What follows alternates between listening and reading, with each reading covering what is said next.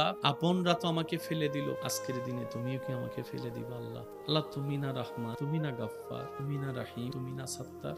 আল্লাহ আমার মতো একজন নগণ্য পাপীকে ক্ষমা করে দিলে তো তোমার কিচ্ছু যায় আসে না, তোমার রহমতের কোনো কমতি আসে না।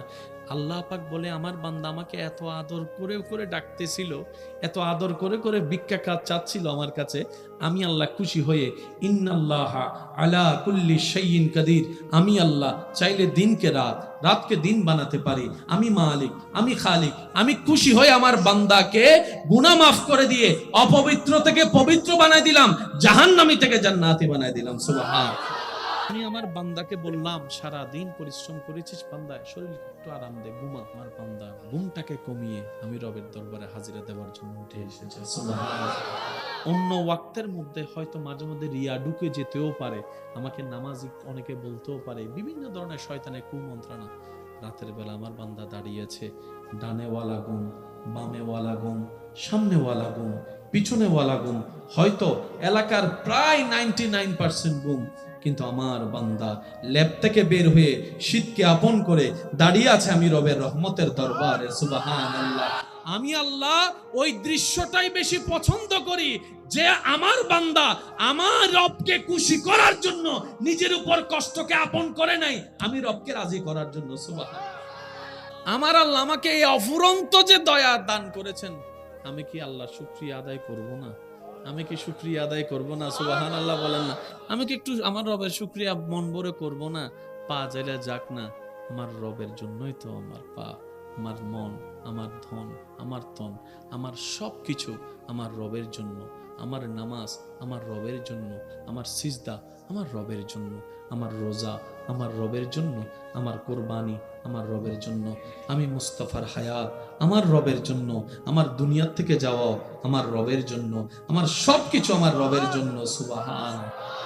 মনে রাখবেন, সাধারণ বান্দা আর প্রেমিক বান্দা এক নয়।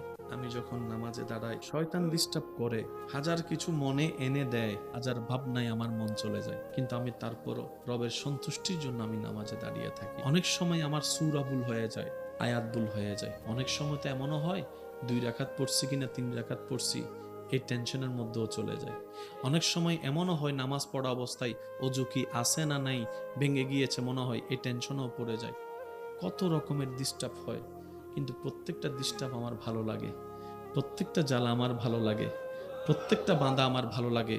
সে জিজ্ঞেস করছে কেন তোর এত বাঁধা ভালো লাগে? বুঝলাম না। বলে যে প্রেমের মধ্যে বাঁধা নাই সেই প্রেম কখনো জমে না, যে প্রেমের মধ্যে কখনো বাঁধা হয় না সে প্রেমের মধ্যে আকর্ষণ বাড়ে না। শয়তান চেষ্টা করে আমাকে বিভিন্নভাবে প্রলোভন দেখিয়ে রবের রহমতের দরবার থেকে সরিয়ে রাখতে, আর আমি আমার শক্তি দিয়ে, ঈমানি বল দিয়ে, মহাব্বতের টান দিয়ে আমার সমস্ত কিছুকে পিছনে ফেলে আমি রবের দরবারে দাঁড়িয়ে থাকি, রবের দরবারে দাঁড়িয়ে থাকি। আমাকে শয়তান এমনও পর্যন্ত বলে এত কিছু চিন্তা করলে এমন ইবাদত কি রব কবুল করবে? কখনোই করবে না, এমন টেনশনে ঢুকাই দিয়েছে। তারপরে আমি রুকু করা ছাড়ি নাই, সিজদা দেওয়া ছাড়ি নাই, ওযু করা ছাড়ি নাই, নামাজে দাঁড়ানো ছাড়ি নাই। ভাইরে ভাই শুন, রবের দরবারে দাঁড়িয়ে অন্তর, ব্রেইনে, মনে, শরীরে এমন শান্তি আমি অনুভব করি যেটা পৃথিবীর কোনো কাজে এই শান্তি নাই যেটা রবের দরবারে নামাজের মধ্যে শান্তি পাওয়া যায়। সুবহানাল্লাহ। বান্দারে তোর হার্টবিট না চললে তুই বাঁচতে পারবি না। হার্টবিটের সাথে তোর বাঁচার সম্পর্ক, এই হার্টবিটটা তোর কন্ট্রোলে রাখি নাই। তোর হার্টবিটটাকে প্রতি সেকেন্ডে যে পাম্পটা করা, এই পাম্পটা আমি আল্লাহ কুদরতি দায়িত্বের মধ্যে নিয়ে নিলাম। বান্দারে তোর খিদা লাগলে তুই খাবি, হাতটা তোর কন্ট্রোলে দিলাম। তরকারি কোনটা নিবি কি নিবি না তোর পছন্দের উপর ছেড়ে দিলাম। কোনটা তোর ভালো লাগবে, কোনটা তোর খারাপ লাগবে, মুখের স্বাদের মধ্যে আমি ছেড়ে দিলাম। কিন্তু তুই যখন ডোকটা গিলে ফেলবি, খাবারটা যখন পেটে যাবে, পাকস্থলিতে যাবে, ওই খাদ্য হজম করার দায়িত্ব আমি তোকে দিই নাই, খাদ্য হজমের দায়িত্ব, ডিউটি আমি তোকে দিই নাই। এটা আমি আল্লাহ নিজের কুদরতি ব্যবস্থাপনায় রেখে দিয়েছি। সুবহানাল্লাহ। ওই খাবার থেকে তোর শরীরের উপকারী জিনিসগুলাকে আলাদা করে অপকারী জিনিসগুলাকে বের করে দেওয়ার দায়িত্ব আমি রব নিজে নিয়ে নিলাম। সুবহানাল্লাহ। বান্দা তোর কিডনির দায়িত্ব আমার, পাকস্থলীর দায়িত্ব আমার, হার্টের দায়িত্ব আমার, তোর রক্তনালীর দায়িত্ব আমার, তোর রক্তের দায়িত্ব আমার, তোর শরীরের ক্যালসিয়ামের দায়িত্ব আমার, তোর বিতর্গত সবকিছুর দায়িত্ব আমি নিয়ে নিলাম। বলেন না সুবহানাল্লাহ। বান্দারে, রাত্রেবেলা তুই সারাদিন পরিশ্রম করে যে শরীরের ক্লান্ত শরীর নিয়ে তুই ঘুমাতে যাবি ঠিকই, ঘুমটা তুই চাইলে আনতে পারবি না। অনেকে বিছানার মধ্যে নিয়ে ছটপট করতে থাকে, ঘুম আসে না বলে। মনে রাখবেন, শোয়াটা আমাদের কাজ, বসাটা আমাদের কাজ। ঘুম কখন চোখ লেগে আসে কেউ বলতে পারে না।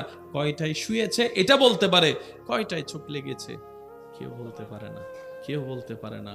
আর ঘুম না হলে শরীর ভালো থাকে না, শরীর ভালো না থাকলে কাজ করা সম্ভবপর নয়, মন মানসিকতাও ভালো থাকে না। রব বলে যে তুই শুবি, তুই বসবি, তোর চোখের মধ্যে মায়া করে হাত বুলাই দিয়ে ঘুমের ব্যবস্থা আমি রবই করে দিব। অন্যের মুখে হাসি ফুটে যে শান্তির দেখা আপনি পাবেন, এই শান্তি আর কোথাও পাবেন না। কারণ রব বলে যে আমার সৃষ্টিকে শান্তিতে রাখে, ওই বান্দার শান্তিতে থাকার রাস্তা আমি আল্লাহই করে দিই। সুবহান। তা বলে এই কথা ভুলবেন না, যার উপকার করবেন সে লাথি মারবে, যারে পড়াবেন সে আপনাকে মূর্খ বলে গালি দিবে, যাকে একটু ব্যবসার লাইন দেখাই দিবেন সে আপনাকে ভিক্ষুক বলে, গরিব বলে হেয় করবে, যার থাকার ঘর ছিল না তাকে একটু ছাদ দিয়েছেন সে আপনাকে একদিন ঘর থেকে বের করার প্ল্যানিং করবে। মনে রাখবেন, থ্যাংক ইউ পাওয়ার আশায় কোনো উপকার করবেন না।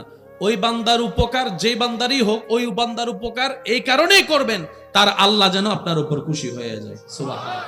তাহলে দুনিয়া তো ইজ্জত আপনার, নিয়ামত আপনার, আখিরাত নিয়ামত আপনার। সবর করবেন, সহ্য করবেন, রবের রহমতের অপেক্ষার দিকে তাকাই থাকবেন। নিয়ামত আপনার আসবে, জয় আপনার হবে। ওয়াতু ইজ্জু মান তাশা ওয়াতু জিল্লু মান তাশা ওয়ালিল্লাহিল ইজ্জতু ওয়ালি রাসূলি ওয়ালিল মুমিনিন।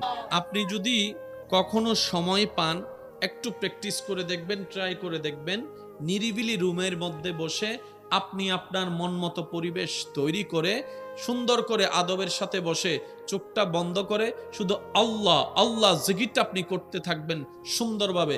দেখবেন আপনার জিকির করার মনোযোগের দিকে যদি আপনি একটু মনোযোগ দেন, আপনার মুখের স্টাইল, জিহ্বার ব্যায়াম, ঠোঁটের ব্যায়াম, আওয়াজের সাথে সাথে আপনার কলবের যে একটা হৃদয়ের শান্তি, সেই জিনিসটা আপনি সন্ধান পেয়ে যাবেন। সুবহানাল্লাহ। আলা বিযিকরিল্লাহি তাতমাইন্নুল কুলুব।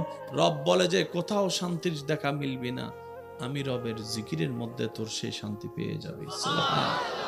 কত নামাজি পৃথিবীর বুকে নামাজে দাঁড়িয়েছে, হারিয়ে গিয়েছে রবের প্রেমে। যেখানে আপনি আমি হালকা কিছুতে নামাজ ছেড়ে দিই, সেখানে ইমাম আলী মাকাম, ইমাম হোসেন কারবালার ময়দানে তীরের মধ্যখানে, বল্লমের মধ্যখানে, তলোয়ারের মধ্যখানে রবের দরবারে নামাজে দাঁড়িয়ে গিয়েছে। কুতে আছে, খবর নাই কোথায় আছে, পেটে কি খিদা আছে কি নাই মনে নাই, পিছন থেকে কে হামলা করবে কি করবে না সেই ভয় নাই। নামাজে দাঁড়িয়েছে তো হারিয়ে গিয়েছে রবের প্রেম, রবের প্রেম সাগরে হারিয়েছে। আল্লাহ আমাদেরকেও সেই নামাজের স্বাদ নেওয়ার তৌফিক দান করুন। আমরাও যেন কখনো নামাজে দাঁড়ালে যেন রবের প্রেমের সাগরে হারিয়ে যেতে পারি। আল্লাহ আমাদেরকেও সেই প্রেম দান করুন। সিজদার কি মজা, নামাজের সিজদার কি মজা, একবার দিয়ে তো দেখেন মন থেকে। যখন আপনার কপাল ঝুকার আগে দিল ঝুঁকে যাবে, আপনি নিজেই বলবেন এটার মতো শান্তির জগৎ আর কিচ্ছুই হতে পারে না। আমার রবের দরবারে মাথা ঝুঁকানোর মতো ইজ্জত আর কোনো জায়গায় হতে পারে না। সুবহানাল্লাহ। মুসলমানরা যে স্টাইলে আপন রবের দরবারে নামাজের মাধ্যমে হাজিরা দেয়, এই সিস্টেমটা এই মানুষের জন্য সুস্থ থাকার জন্য, শারীরিক সুস্থতার জন্য, মানসিক সুস্থতার জন্য, রোগ প্রতিরোধ ক্ষমতা বাড়ানোর জন্য, শরীরের সমস্ত কিছুকে অ্যাক্টিভ রাখার জন্য এবং মানসিক প্রশান্তির জন্য এই সিস্টেমটা বড় দরকার। সুবহানাল্লাহ। আল্লাহ শুধু আমাদেরকে শুধু পরকালীন সওয়াব দেয় নাই, দুনিয়ার শান্তিও দিয়েছে। নামাজ পড়ে আপনার পরিচিত তাদেরকে একটু জিজ্ঞেস করেন, আমি তো পড়ি না, তুই পড়ে কি পাস একটু বলতো। একটু জিজ্ঞেস করেন যারা নামাজ পড়ে আপনার পরিচিতির ভিতরে, তাদেরকে একটু চা খাওয়াই জিজ্ঞেস করেন। গোপন কথা তো কবে না, কারণ ভিতরে সম্পদ থাকলে এটা সহজে কেউ দেখাতে চায়। তারপর একটু জিজ্ঞেস করেন, ভাই তুই যে, আমি তো ব্যস্ততার ভিতরে নামাজ পড়ি না, তুই তো হাজার ব্যস্ততার ভিতরে নামাজের টাইম বের করে ফেলস, তুই আমাকে সত্যি করে বলতো ভাই, তুই আমাকে বন্ধু হিসেবে বল, ভাই হিসেবে বল, ছোট ভাই হিসেবে বল, বড় ভাই হিসেবে বল, তুই আমার ভাই হিসেবে বল, বোন হিসেবে বল, যেটা হিসেবে তুই আমার বল, নামাজ পড়ে তুই কি পাস? সোয়াবের কথা তুই আমার শুনাইস না, আমি ওটা শুনতে চাই না, তুই শুধু আমার দুনিয়ার কি পাস সেটা বল। সে আশেক উত্তর দিবে, রবের দরবারের সামনে আমার মতো গুনেহগার, আমার মতো পাপী, আমার মতো অনুপযুক্ত ব্যক্তি দাঁড়ানোর যে সৌভাগ্য আল্লাহ দিয়েছেন, এটাই তো বড় দয়া। আমি যে পাপ করেছি, আর রবের দরবার যত রহমতের দামি দরবার, রবের দরবারের আশেপাশে না, 100 মাইল দূরেও থাকার যোগ্যতা আমার কাছে নাই, কিন্তু আমার রব রহমান এত দয়াবান, হাজার গুনাহ করার পরও যখন রবের দরবারে আসি, রব বলে যে রহমতের দরজা খুলে দাও, আমার গুনাহগার বান্দা এসেছে, আমি রবের দরবারে। এটা তো বড় দয়া। আমার রব যে আমাকে দাঁড়াতে সুযোগ দিয়েছেন, নামাজ পড়তে সুযোগ দিয়েছেন। যাই নামাজ দেখতে দেখতে যদি প্রেম হয়ে যায়, মসজিদের রাস্তায় হাঁটতে হাঁটতে আসরের জন্য যে গিয়েছেন, প্রেম হয়ে যায়, মসজিদ দেখে যদি প্রেম হয়ে যায়, দেখবেন ওই এক ওয়াক্ত আপনাকে 2 ওয়াক্তওয়ালা নামাজি বানায় দিবে। 1 থেকে 2 হয়, 2 থেকে 3 হয়। আমরা অনেক সময় 5 ওয়াক্ত একসাথে চেষ্টা করার কারণে 1 দিন 2 দিন 3 দিন থাকি, তারপরে একটা যখন ছোটে আর স্পিড খুঁজে পাই না। নিচে থেকে যান না, আপনার রব তো দেখছেন। হ্যাঁ, 5 ওয়াক্ত ফরজ, নাই মামার চাইতে কানা মামা ভালো। অন্তত রবকে বলতে পারবেন, আল্লাহ 1 ওয়াক্ত দিয়ে তোমার প্রেমিক হওয়া শুরু করেছি, বাকিটা তুমি জানো। রব বলবে যে তুই যেহেতু আমার দিকে 1 কদম এগিয়েছিস, আমি আল্লাহ রহমতের ভাবে 10 কদম তোর দিকে আগে গেলাম। মাঝে মধ্যে সুযোগ পাইলে কিছু গোপন ইবাদত করেন। ফজর, জোহর, আসর, মাগরিবে যা যা যা, তাহাজ্জুদও তা। কিন্তু তাহাজ্জুদকে আল্লাহ স্পেশাল বেশি পছন্দ করে, কারণ রব বলে আমি আমার বান্দাকে ডাকি নাই, সে নিজে থেকে আমাকে খুশি করার জন্য উঠে এসেছে। সুবহানাল্লাহ। এবার ওযু করলেন, একটা হচ্ছে যে শরীরের ওযু, একটা হচ্ছে মনের ওযু। একটা হচ্ছে বাহ্যিক ওযু, যেটা আমরা করি রবের দরবারে ভিক্ষা চাই, আল্লাহ যেন আমাদেরকে এমন দয়া করে একদিন যেন আমরা মনের ওযুটাও করে ফেলতে পারি। ওযু করে আমরা অপবিত্র থেকে পবিত্র বানাই, মুখকে, হাতকে, পাকে, শরীরকে, সবকিছুকে ধুয়ে ওযুর নূর দিয়ে আমরা নিজেকে পবিত্র বানাই। আল্লাহ যেদিন দয়া করবে, কলবের ওযু হয়ে যাবে, মনের ওযু হয়ে যাবে। সেই দিন দেখবেন আপনার এই অন্তর জগতে শয়তান যে সমস্ত প্রোডাক্টগুলা এন্ট্রি করিয়ে আপনার আমার ভিতর বাহির নষ্ট করেছে, হিংসা দিয়ে পরিবার ধ্বংস করে দিয়েছে, অহংকার দিয়ে সমাজের মধ্যে আধিপত্যতা বিস্তার করে মানুষের উপর জুলুম করিয়েছে, ওই সমস্ত প্রোডাক্ট যখন বের হয়ে যাবে, রবের রহমতে, রবের নূর, দয়ার নূর আপনার আমার কলবে আসতে থাকবে। সুবহানাল্লাহ। নবীজির একটা হাদিস মনে রাখবেন, নবী রাহমাতুল লিল আলামিন বলে, আমার যেই উম্মত নিজের আইনে সঠিক থাকার পরেও ঝগড়া বিবাদ না হওয়ার জন্য অন্যকে ছাড় দেয়, অন্যকে মাফ করে দেয়, আমি নবী মুস্তাফা রাহমাতুল লিল আলামিন কথা দিলাম যে ধৈর্য ধরে ছাড় দিবে, যে ক্ষমা করে দিবে, যে সুযোগ করে দিবে, যে ঝগড়ায় লিপ্ত হবে না, হাজার কিছুর পরও যে নিজেকে সবর দিয়ে রাখবে রবের সন্তুষ্টির জন্য, আমি নবী রাহমাতুল লিল আলামিন আল্লাহ থেকে তার জন্য একটা জান্নাতের রুম নিয়ে দিবই দিব। নবীজি বলছেন, একজন ভাইয়ের ভিতরে ঝগড়া হয়েছে, ভুল বুঝাবুঝি হয়েছে, এক ভাই আরেক ভাইয়ের কাছে ভুল বুঝে মাপ চাইতে গেছে, ভাই ভুল হয়েছে আমার, রাগ করিস না ভাই, মাফ করে দে। নবীজি বলে যে তাকে যদি তার ভাই মাফ না করে, হাসরের ময়দানে সে আমার সুপারিশ পাবে না। একটু বুঝবেন কথাটা। অর্থাৎ আপনার ছোট ভাই আপনাকে এসে বললেন, ভাই যা হয়েছে ভুল হয়েছে, মাফ করে দে ভাই। এক মার পেট থেকে বাইরে হয়েছে, কয়দিন আর বাঁচবো, 2 দিন আলাদা আর কয়দিন থাকবো। আজকে তুমি আর আমি 2 জন আলাদা হওয়ার কারণে আজকে আমাদের বউ সন্তানরা আলাদা হয়ে যাচ্ছে। ঝগড়া লাগছে কয়জনের ভিতরে, আলাদা হয়ে গেল 10 জন। বড় গ্রুপের 5 জন, ছোট গ্রুপের কেউ কারোর দিকে তাকাচ্ছে না, চাচতো ভাই বলছে না, জ্যাঠতো ভাই বলছে না। নবীজি বলছে, যদি কেউ ক্ষমা চাওয়ার পরে কেউ যদি ক্ষমা না করে, সেজন্য আমি নবীর সুপারিশ আশা না করে। খুব মারাত্মক কথা, কিন্তু জন্য নবীজি বলছেন, হে আমার উম্মত, যা ঝামেলা হয়েছে যার সাথে হয়েছে, তুমি ক্ষমা করে দাও, তুমি ক্ষমা করে দাও। সে ক্ষমা চাক না চাক, তুমি মাফ করে দাও। তুমি যদি মাফ করলে তোমার ইজ্জতের কমতি হয়, আমি মুস্তাফা থেকে হাসরের ময়দানে তোমার ইজ্জত বুঝে নিও। বিশ্বাস করেন, প্রতিশোধের যতটুকু শান্তি, তার চাইতে বড় শান্তি হচ্ছে মাফ করে দেওয়া। আমাকেও বলার দরকার নাই, কাউকে শোনানোর দরকার নাই। আপনার জীবনের সবচেয়ে বড় শত্রু, যে ইনডোর হোক, আউটডোর হোক, ঘরের হোক, বাহির হোক, যার সাথে আপনার বনেও না, যার সাথে চেহারা দেখতে ইচ্ছে করে না, এরকম কেউ থাকলে শুধু মনে মনে আমার দিকে তাকাই হলো কথাটা রাখার জন্য, শুধু মনে মনে বলেন, যা তোরা মাফ করে দিলাম। দেখবেন আপনার মনে এটা কেমন যেন একটা শান্তি লাগা শুরু করে। শেষ করেন ভাই, রাগ, হিংসা, অহংকার এগুলো শয়তানের জিনিস, এগুলো নিয়ে কেউ শান্তিতে থাকতে পারে নাই। অনেক ভাই বোন, অনেক ভাই, অনেক স্বামী স্ত্রী আছে, বিভিন্ন ঝামেলায় তর্ক বিতর্ক, ঝগড়া মামলা হয়েছে, আছে। আল্লাহর ওয়াস্তে এমন কিছু রেখে যায়েন না যেটা আপনি টানার ক্ষমতা আছে কিন্তু আপনার ছেলে মেয়ের টানার ক্ষমতা নাই। আপনি এখন যেভাবে মামলা টানছেন, যে খরচ করছেন, যে সময় দিচ্ছেন, আপনার অবর্তমানে আপনার 10 ছেলে মিলেও আপনি একজনের কাজ করতে পারবেন। সত্যি করে বলেন, আমাদের বাবা দাদা একজনের সেই কাজ আমরা আজকে 5-7 ভাই একসাথে মিলে করতে পারি? সত্যি করে বলেন না রে ভাই, এটা কখনো সম্ভবপর নয়। অনুরোধ করব, এমন কোনো ঝামেলা রেখে যায়েন না যেটা বিরক্ত হয়ে নিজের ছেলে মেয়েরাই আপনাকে গালি দিবে। এরকম অনেক জায়গায় ইদানিং শোনা যাচ্ছে, বাবা দাদাই করে গিয়েছে ঝামেলা শুরু, নাতিরা টানতে পারে না। ইনকাম তার 25,000, মামলায় চলে যায় 20,000। একটু ভেবে দেখবেন, কারণ হায়াত মতের কোনো বিশ্বাস নাই, যে কোনো মুহূর্তে ডাক চলে আসতে পারে। হারালেই জিতা যায় না। অনেকে আছে কই মামলা করছে আমি কি হারবো নাকি, দরকার হলে 10 কানি যা জমি আছে এগুলো সব বিক্রি করে দিব, তারপরও জিতা লাগবে। তো আপনি 10 কানি জায়গা শেষ করে আপনি জিতে গেলেন, এবার আপনার আছে কি? এবার আপনার ছেলে মেয়েরাই তো আপনার 14 গোষ্ঠী দোয়াই ফেলবে। বাস্তব যেটা সেটা বলেন না রে ভাইয়া। তো সেজন্য আল্লাহর ওয়াস্তে নবীর সুন্নত হচ্ছে জীবনে শান্তিতে থাকার সবচাইতে গুড ওয়ে। যদি আপনি আজীবন বেঁচে থাকেন, যদি আপনার কখনো মৃত্যু না হয়, যদি কখনো আপনাকে একা ঘরে কবরে থাকতে না হয়, তাহলে আপনার যা মন চায় তা করেন, যা মন চায় তা করেন। যদি আপনাকে একদিন মৃত্যুবরণ করতে হবে যে কোনো মুহূর্তে, কবরে একা থাকতেই হবে, তাহলে অনুরোধ রাখবো আপনার ঈমানি ভাই হিসাবে একবার ভেবে দেখবেন, একবার ভেবে দেখেন। 2টা মিনিট একটু ব্রেক দিয়ে একটু ভেবে দেখেন না, থেকে আসলাম, কে পাঠালো, কোথায় যাব, কি উত্তর দিব? আপনার সমস্ত প্রশ্নের উত্তর এখানে চলে আসবে। মনে রাখবেন, হযরত মূসা আলাইহিস ইসলামের যুগে একজন উম্মত পাপের রাজ্যে যে অনেক বিশাল অপরাধী, সমাজে পরিবারে সবার কাছে সে পাপী আসামি, মানুষ তার উপর বিরক্ত হয়ে তাকে গ্রাম থেকে বের করে দিয়েছে। আর অন্যায়ের বিপক্ষে যখন সবাই দাঁড়ায়, অন্যায়টা আর অন্যায় থাকতে পারে না, এটা মাথা নত করতেই হয়। আমরা কথা বলি না বলে সবাই এগুলো মাথা ছাড়াই দিতে সুযোগ পায়। সবাই যখন ওনাকে আলাদা করে বের করে দিল, কেউ নাই আপন পর, কেউ নাই, ধীরে ধীরে শরীরের রোগ হতে হতে হতে হতে মরণ খুব কাছে চলে আসছে, উনি মারা যায়। আল্লাহ তাআলা এদিকে বান্দার জগতের শ্রেষ্ঠ বান্দা তৎকালীন হযরত মূসা নবীকে আল্লাহ পাক হুকুম দেয়, মূসা অমুক শহরে অমুক এলাকায় আমার একজন বান্দা মারা গিয়েছে, সবাই তাকে আলাদা করে দিয়েছে, কেউ গোসল দিচ্ছে না, তাকে একটু গোসল দিয়ে কাফন পরাই তাকে একটু কবরস্থ করো। আল্লাহর হুকুমে মূসা নবী সেই গ্রামে গেলেন। সবাই জিজ্ঞেস করলেন, আপনার মতো একজন জলিলুল কদর দামি পয়গম্বর বান্দা নবী এখানে কেন আসলেন?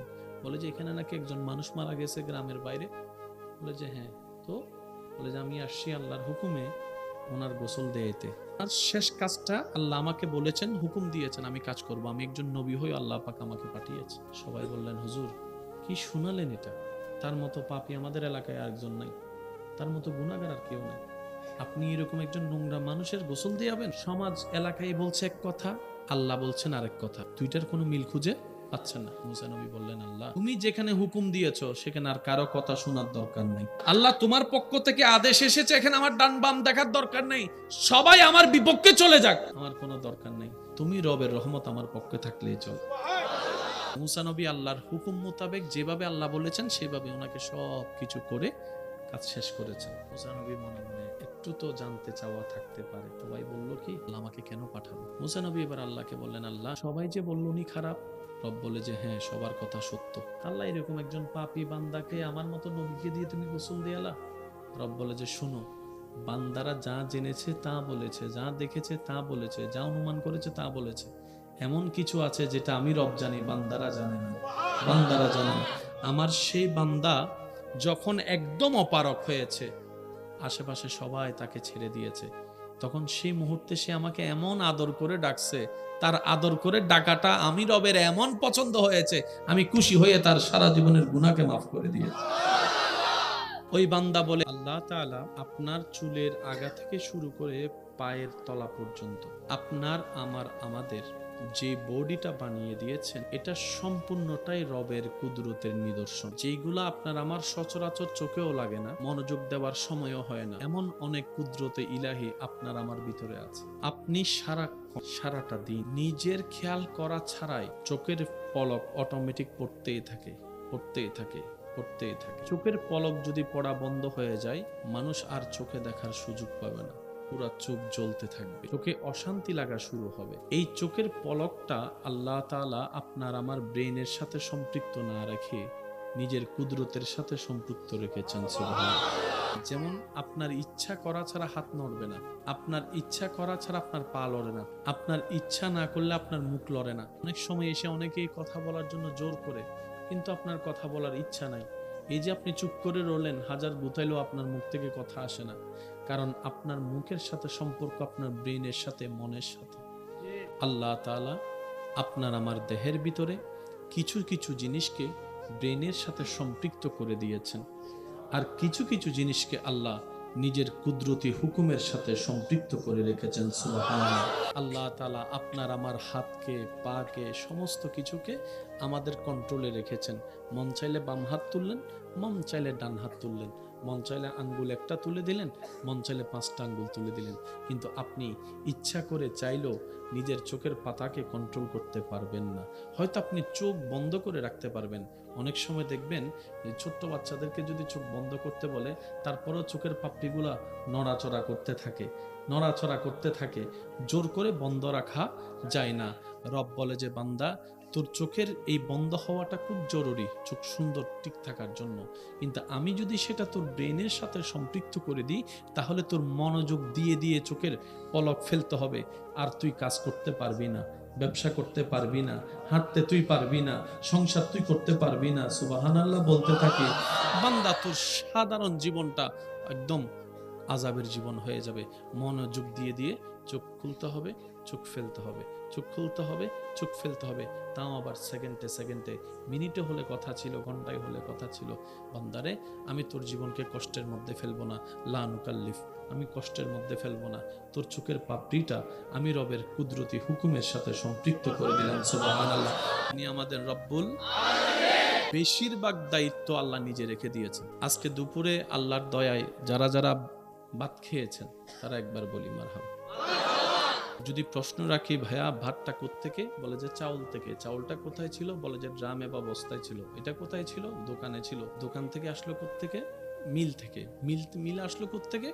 যখন খবর নিয়ে দেখা যায় এই এলাকায় আপনি আজকের দুপুরের যেইটুকু ভাত খেয়েছেন, এই ধানটা, চাউলটা আল্লাহ তাআলা আপনাকে আজকের দিনে দুপুরে খাওয়ার জন্য 6-7 মাস আগে উত্তরবঙ্গে কোন একজন কৃষককে আল্লাহ মাঠে নামিয়ে দিয়েছেন। তার ভিতরে একটা কৃষি কাজের প্রেম ঢুকিয়ে দিয়েছেন, কৃষি কাজ করার একটা চাওয়া ঢুকিয়ে দিয়েছেন। আমাদের সমাজে বর্তমানে তো কৃষি কাজের কোনো দাম নাই, অথচ সবচাইতে সম্মানিত পেশা হচ্ছে কৃষি কাজ করা, যেই কাজকে নবী রসুলের মতো গ্রেটেড বান্দারা পর্যন্ত সম্মানের সাথে আপন করে নিয়েছেন। সুবহানাল্লাহ। দুর্ভাগ্য আমাদের, আমরা কৃষি কাজকেও সম্মান দিতে জানি নেই। যারা কৃষক করে, আমাদের জন্য ফসল উৎপাদন করে, তাদেরকেও আমরা মূল্যায়ন দিতে জানিনি, যার কারণে দিন দিন কৃষি কাজ থেকে মানুষ সরে যাচ্ছে। আপনার কাপড় একটা দিয়ে তো আপনি 1 সপ্তাহ, 1 মাস, 1 বছরও চলতে পারবেন, কিন্তু খাবার ছাড়া তো আপনি 2টা দিনও 3টা দিনও চলতে পারবেন না। তাহলে সেই খাবার যে কৃষকরা উৎপাদন করছে, রোদে শুকিয়ে বৃষ্টিতে ভিজে, তাদেরকে উপযুক্ত সম্মান যদি দিতে না জানি, সামনে আর কৃষক মাঠে নামবে না।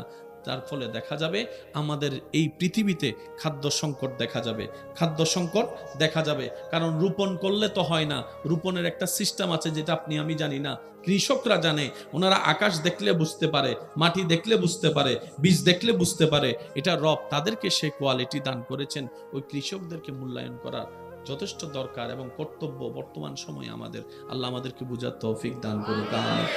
আপনাকে আজকের দিনে দুপুরে আপনার যে খিদা লাগবে, আপনি চিন্তা করছেন 12টা বাজে, খাইছেন 2টা বাজে, কিন্তু আপনার রব আপনাকে এই জিনিসটা করানোর জন্য, খাওয়ানোর জন্য 6 মাস 7 মাস আগে কৃষক নামাই দিছে। ও কৃষক নাম, ধান লাগা, আমার বান্দা খাবে তো, আর রিজিকের দায়িত্বটা তো আমি নিয়েছি, সেজন্য আমি সবকিছু ব্যবস্থা করে দিয়েছি। রিজিকের মালিককে, সম্মান দেওয়ার মালিক, হায়াতের মালিক, মতের মালিক, ধন সম্পদ দেওয়ার মালিক, জ্ঞান দেওয়ার মালিক, সুস্থতা দেওয়ার মালিক, শক্তি দেওয়ার মালিক ওই আল্লাহ আছে না নাই? দেখে কি দেখে না? শুনে কি শুনে না? দিতে পারে কি পারে না? নিতে পারে কি পারে না? বিচার করতে পারে কি পারে না? রহমত করতে পারে কি পারে না? দেখে কি দেখে না? তো সেই আল্লাহ যার কাছে আছে, তার কোনো টেনশন থাকে না। টেনশন কাদের? যাদের মনে সেই বিশ্বাসটা নাই তারা টেনশন করে, আর যাদের মনে সেই বিশ্বাসটা আছে, আমার আল্লাহ আছে, রব তাদেরকে নিরাশ করে না। তাদের বিশ্বাস অনুযায়ী আল্লাহ তাদেরকে দয়া করে গর্ত থেকে মাটিতে তুলে হাঁটার ব্যবস্থা করে দেন। আল্লাহ পাক আমাদের সবাইকে সেই বিশ্বাসী ওয়ালা গ্রেটেড বান্দাদের ভিতরে আমাদেরকেও শামিল হয়ে থাকার তৌফিক দান করুন।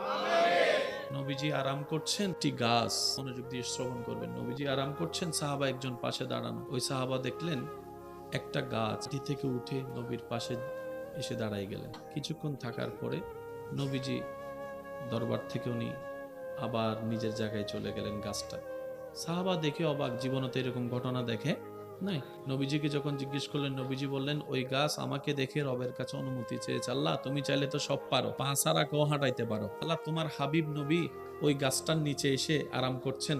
আল্লাহ আমার বড় ইচ্ছা করছে একটু কাছ থেকে গিয়ে তোমার নবীকে একটু দেখবো। আল্লাহ কাছ থেকে গিয়ে তোমার নবীকে একটু সালাতু সালাম দিব। আল্লাহ আমার ইচ্ছা। গাছে দোয়া করেছেন, রব কবুল করেছেন। ইন্নাল্লাহ আলা কুল্লি শাইইন কাদির। গাছ এসেছে, কিভাবে এসেছে রব ভালো জানে, কারণ সেই জায়গায় পৌঁছানোর ক্ষমতা আপনার আমার ব্রেনের মধ্যে নাই। মনে রাখবেন ভাই, সব কিছুতে ব্রেন ক্যাপচার করে না। সৃষ্টিতে অনেক সৃষ্টি এমন আছে যা এখনো পর্যন্ত বৈজ্ঞানিকের ব্রেন ক্যাপচার করতে, যেটা বলেন না, বৈজ্ঞানিকের ব্রেন ক্যাপচার করতে। পৃথিবী সৃষ্টির পিছনে বিজ্ঞানের থিওরি বিগ ব্যাং সবাই বলে, কিন্তু বিগ ব্যাং এর শুরু থেকে শেষ পর্যন্ত সমস্ত প্রসেস এখনো পর্যন্ত ব্রেন ক্যাপচার করতে পারে নাই। সেজন্য মুসলমানরা বড় সৌভাগ্যবান। আল্লাহ এবং রসুলের ব্যাপারে, ইসলামের ব্যাপারে চোখ বন্ধ করে আমরা ঈমান এনেছি, বিশ্বাস করেছি। বলেন না সুবহানাল্লাহ। নবীজি বলেছেন পরকাল আছে, আমরাও বললাম পরকাল আছে। নবীজি বললেন কবরে প্রশ্ন হবে, আমরাও প্রস্তুতি নেওয়ার চেষ্টা করছি কবরের প্রশ্নের জন্য। নবীজি বললেন জিব্রাইল নামক ফেরেশতা আছে, আমরাও মেনে নিলাম। ইসরাফিল, মিকাইল, আজরাইলের সাথে জীবনে কোনোদিন দেখা হয় নাই, কিন্তু নবী বলেছেন, আমরা মেনে নিয়েছি। এটাই মুসলমানদের ঈমান। সুবহানাল্লাহ। আল্লাহ তাআলা আমাদের নবীকে অনেক ধরনের অলৌকিক ক্ষমতা দিয়েছেন, ওগুলা তো আমরা বিশ্বাস করি, মানি। এখন কি আর চাঁদ দুই ভাগের ঘটনা আমরা দেখাতে পারবো? অন্য মানুষ যদি এসে আমাদেরকে বলে তোমাদের নবীর স্পেশাল মুজিজা কি, কারণ আল্লাহ যাদেরকে পাঠায় তাদেরকে তো কিছু বিশেষ স্পেশাল পাওয়ার দেয়, তোমাদের নবীর কি? এখন আমরা যদি বলি চাঁদ দুই ভাগের কথা, সে বলে যে আমি তো দেখি নাই, মানবো কেমনে? করতেও পারে। নবীজি হাত তুলেছেন, আল্লাহ ডুবন্ত সূর্যকে আবার তুলে দিয়েছেন, এটা আমরা মানি। সবাই তো আর মানবে? আল্লাহ তাআলা আমাদের নবীকে যত ধরনের স্পেশাল নিয়ামত দিয়েছেন, মুজিজা দিয়েছেন, তন্মধ্যে কিয়ামত পর্যন্তের জন্য দলিল হিসেবে একটি মুজিজা, যেটার নাম হচ্ছে কোরআনুল কারীম। কোরআন হচ্ছে আল্লাহর পক্ষ থেকে দলিল। আপনি যে কোনো জায়গায় আল্লাহর উপর ভরসা করে নবীর প্রেম সাথে নিয়ে কোরআনকে নিয়ে দাঁড়াবেন, আল্লাহ তাআলা আপনাকে এমন দয়া করবেন, মাথা নিচু করে আপনাকে আসতে হবে না, মাথা নিচু করে আসতে হবে না। ইতিহাস সাক্ষী আছে, এই কোরআনের ভুল ধরার জন্য যারাই নেমেছিল, একদিন না একদিন তারা কোরআনের প্রেমে পড়ে ঈমান গ্রহণ করে মুসলমান হয়েছে। আমাদের লিস্টের ভিতরে একজনের নাম আছে ডক্টর মরিস বুকাইল। বড় বড় বিজ্ঞানীদের নাম খুঁজে পাওয়া যায়। রাখবেন, কোরআন হচ্ছে কিয়ামত পর্যন্তের জন্য একটা বড় মুজিজা। এটাকে না কেউ মিথ্যা প্রমাণিত করতে পেরেছে, কখনো কেউ পারবে। কেন? কোরআনের হেফাজত স্বয়ং রব্বুল আলামিন নিজেই করেন। বলেন না সুবহানাল্লাহ। নবীজি রাহমাতুল্লিল আলামিন সারা রাত এমন ভাবে দাঁড়াতেন নামাজে, পা মোবারক ফুলে যেত। নবীজি এমন ভাবে দাঁড়াতেন, আপনারা সবাই জানেন, হাদিস হাজারবার শুনেছেন। নবীজি এমন ভাবে ইবাদতে দাঁড়াতেন, পা মোবারক ফুলে যেত। আমাকে একটু বুঝাই বলবেন, কতটুক দাঁড়ায় থাকলে, কতক্ষণ দাঁড়ায় থাকলে পায়ের মধ্যে ফুলা আসে? কত ঘন্টা হতে পারে যে যত ঘন্টা দাঁড়ালে পায়ের মধ্যে ফুল আসতে পারে? আম্মা জানা আয়েশা সিদ্দিকা রাদিয়াল্লাহু আনহা জিজ্ঞেস করলেন, নবীজি বললেন, আয়েশা, আমার রব আমি না চাইতে আমাকে এত দয়া দান করেছেন। আমার রব আমি নবীকে ইমামুল আম্বিয়া বানিয়ে দিয়েছেন, মেরাজের দুলা বানিয়ে দিয়েছেন, সাহেবে কোরআন বানিয়ে দিয়েছেন। এবার আপনি যখন নামাজে দাঁড়াচ্ছেন, কার সামনে? আল্লাহর সামনে যাওয়ার আগে আপনাকে আমাকে কি করতে হয়?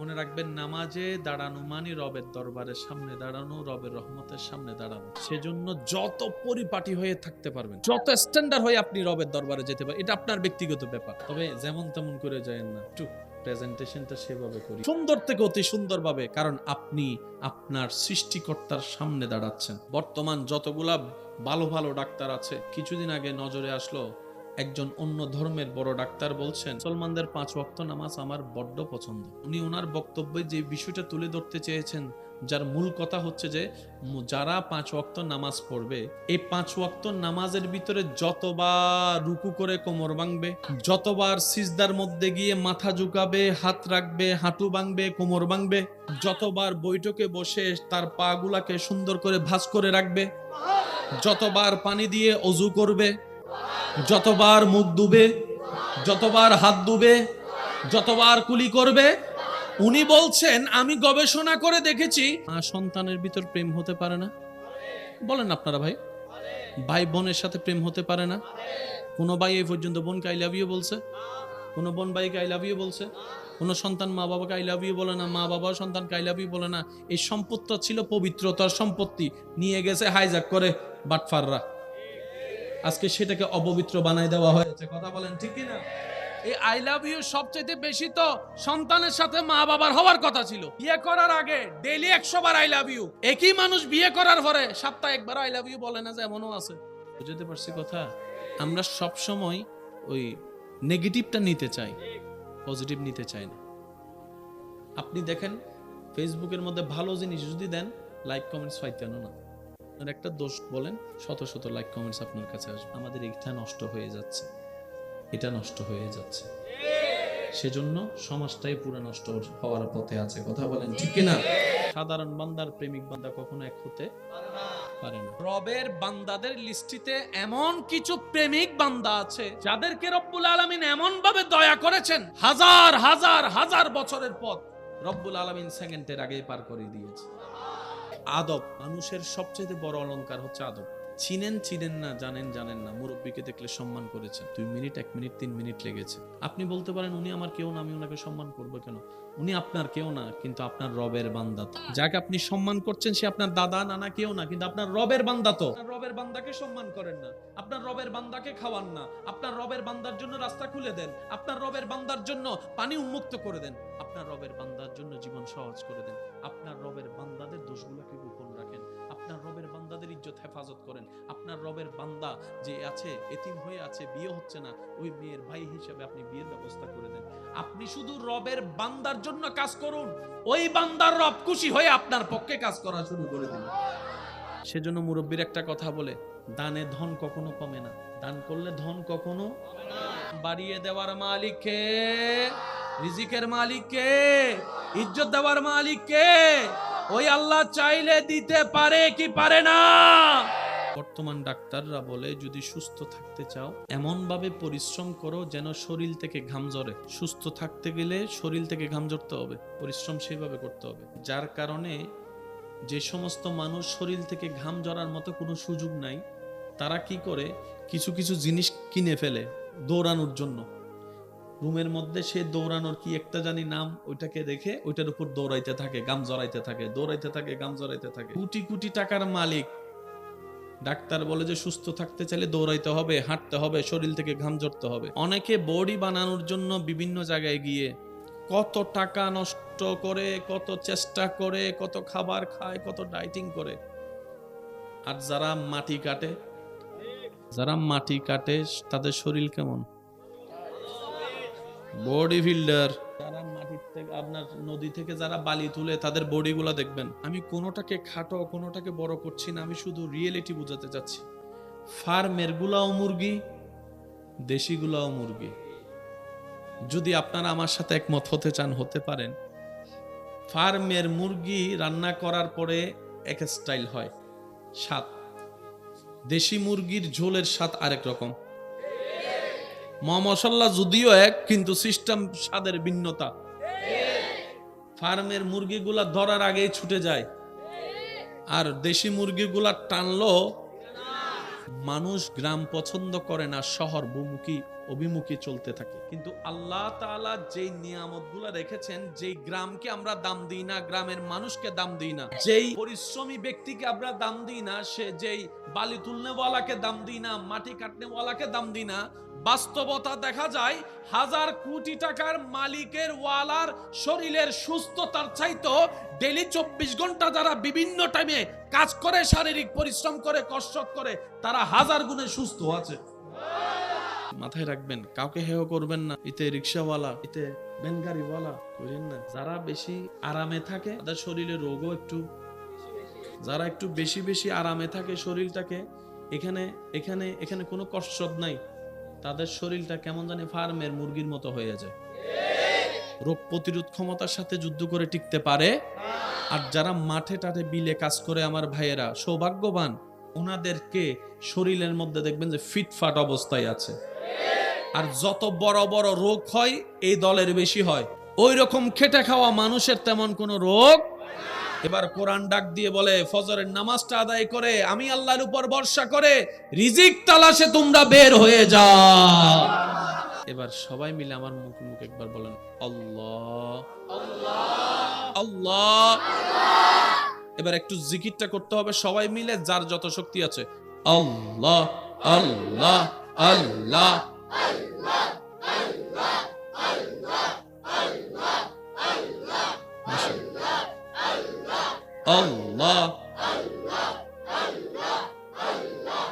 আল্লাহ আল্লাহ একটু একটু জোরে আল্লাহ আল্লাহ আল্লাহ।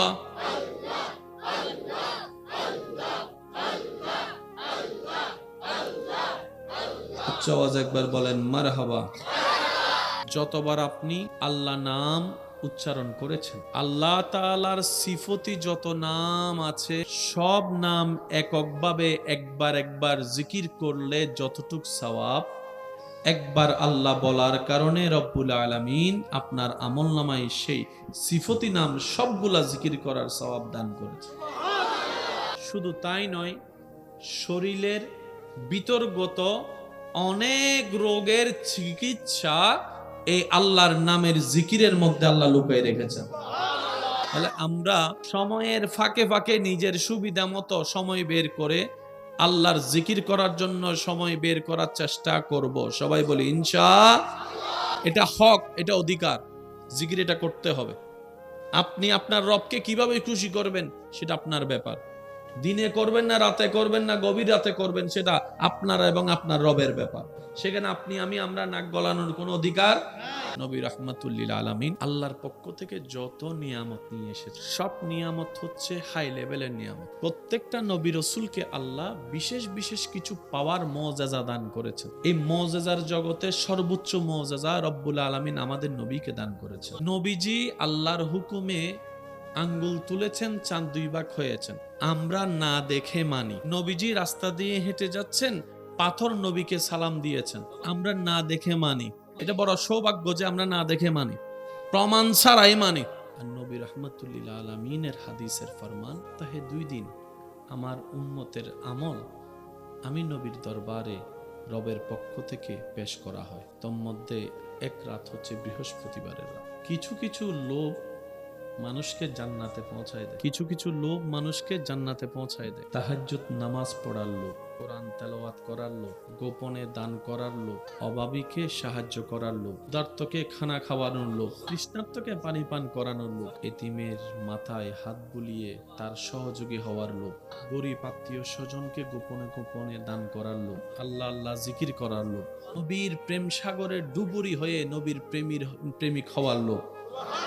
তো কিছু কিছু লোভ আছে যেটা মানুষকে জান্নাতের রাস্তায় সাহায্য করে। এখানে যতগুলা মানুষ আছেন, আমরা আজকে থেকে 5 ওয়াক্ত নামাজের সাথে বন্ধুত্ব রাখার চেষ্টা করব। বলি যদি 5 ওয়াক্ত নামাজের সাথে বন্ধুত্ব রাখতে কষ্ট হয়ে যায় তাহলে 4 ওয়াক্তের সাথে রাখবো। 4 ওয়াক্ত যদি কষ্ট হয় 3 ওয়াক্ত, 3 ওয়াক্ত কষ্ট হলে 2 ওয়াক্ত, 2 ওয়াক্ত কষ্ট হলে 1 ওয়াক্ত। এটা ছাড় দেওয়া যাবে না। তারা 5 ওয়াক্ত নামাজের সাথে বন্ধুত্ব নাই, আমি অনুরোধ করব 1 ওয়াক্ত দিয়ে শুরু করেন, অন্তত 1 সপ্তাহ 1 ওয়াক্ত করে পড়েন, অন্তত আসর ওয়াক্ত, শনিবার আসর, রবিবার আসর, সোমবার আসর, মঙ্গলবার আসর পড়তে থাকেন। যখন আপনার জায়নামাজের সাথে একটা প্রেম হয়ে যাবে, দেখতে দেখতে তো প্রেম হয়, আল্লাহ পাক আমাদের সবাইকে সেই নবীর রহমত সাথে নিয়ে আল্লাহ পাকের রহমতের বিকারী হয়ে তৌফিক দান করুন। রব্বুল আলামিন আমাদের সবাইকে নেককার বান্দা হয়ে দুনিয়ার থেকে ঈমান ইজ্জত নিয়ে হাসি মুখে কালিমা পড়ে যাওয়ার তৌফিক দান করুক, আমিন। দয়ের জানালাটা খুলে দাও না,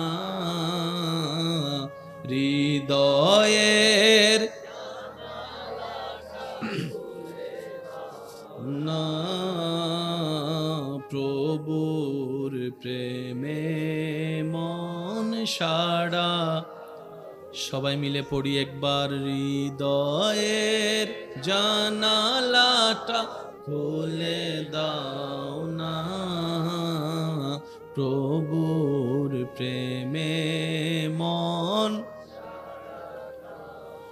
বিশ্ব মালিক যিনি আল্লাহ মহান, সৃষ্টি তারও এই নিখিল জাহান। সুবহানাল্লাহ।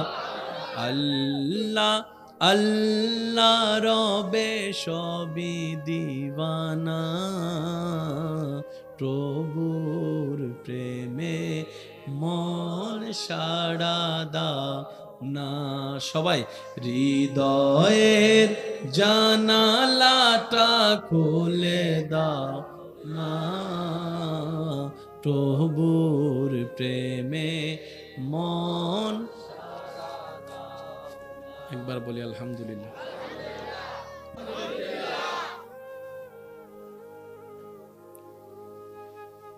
আল্লাহ তাআলা আমাদের সকলের জীবনের কবিরা সগীরা গুনাহ মাফ করে দিন। আল্লাহ মেহেরবানি করে আমাদের মা বাবার গুনাহ মাফ করে দিন।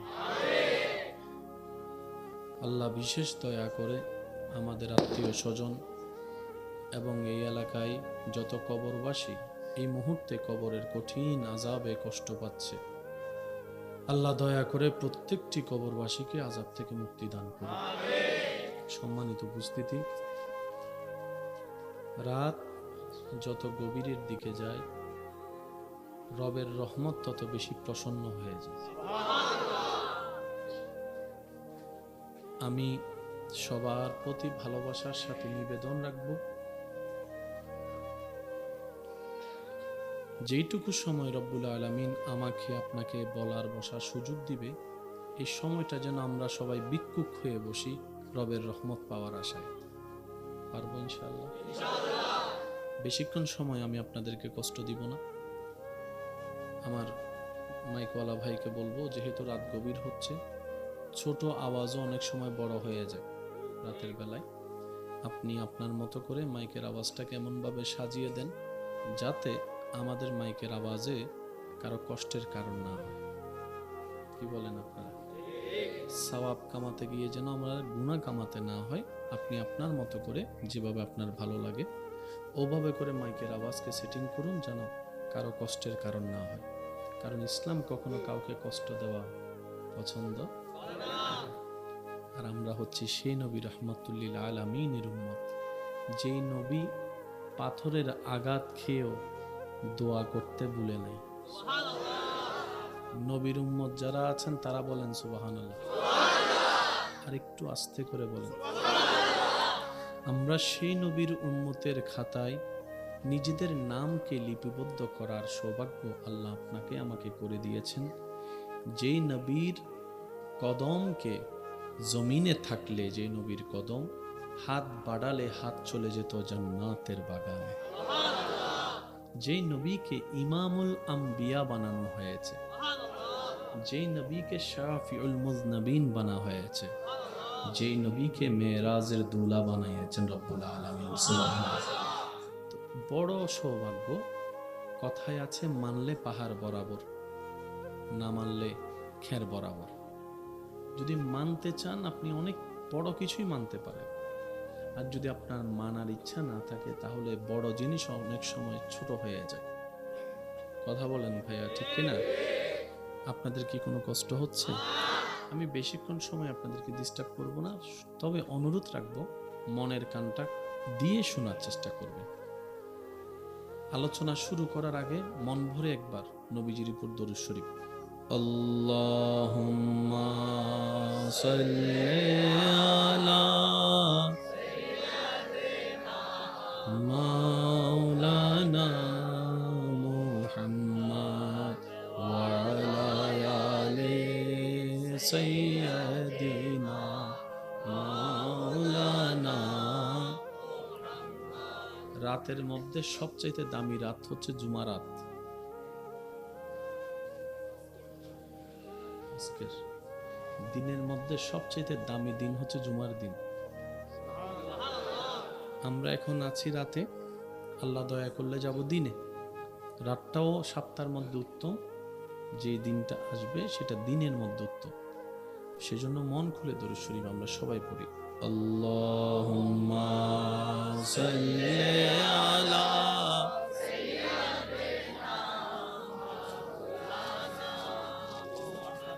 ওয়া আলা আলি সাইয়্যিদিনা মাওলানা। যে বাপড়ে প্রেমের সাথে দরুদ বিরূপ দোজখ রাম হবে আশিকে না বিরূপ। আল্লাহুম্মা সাল্লি আলা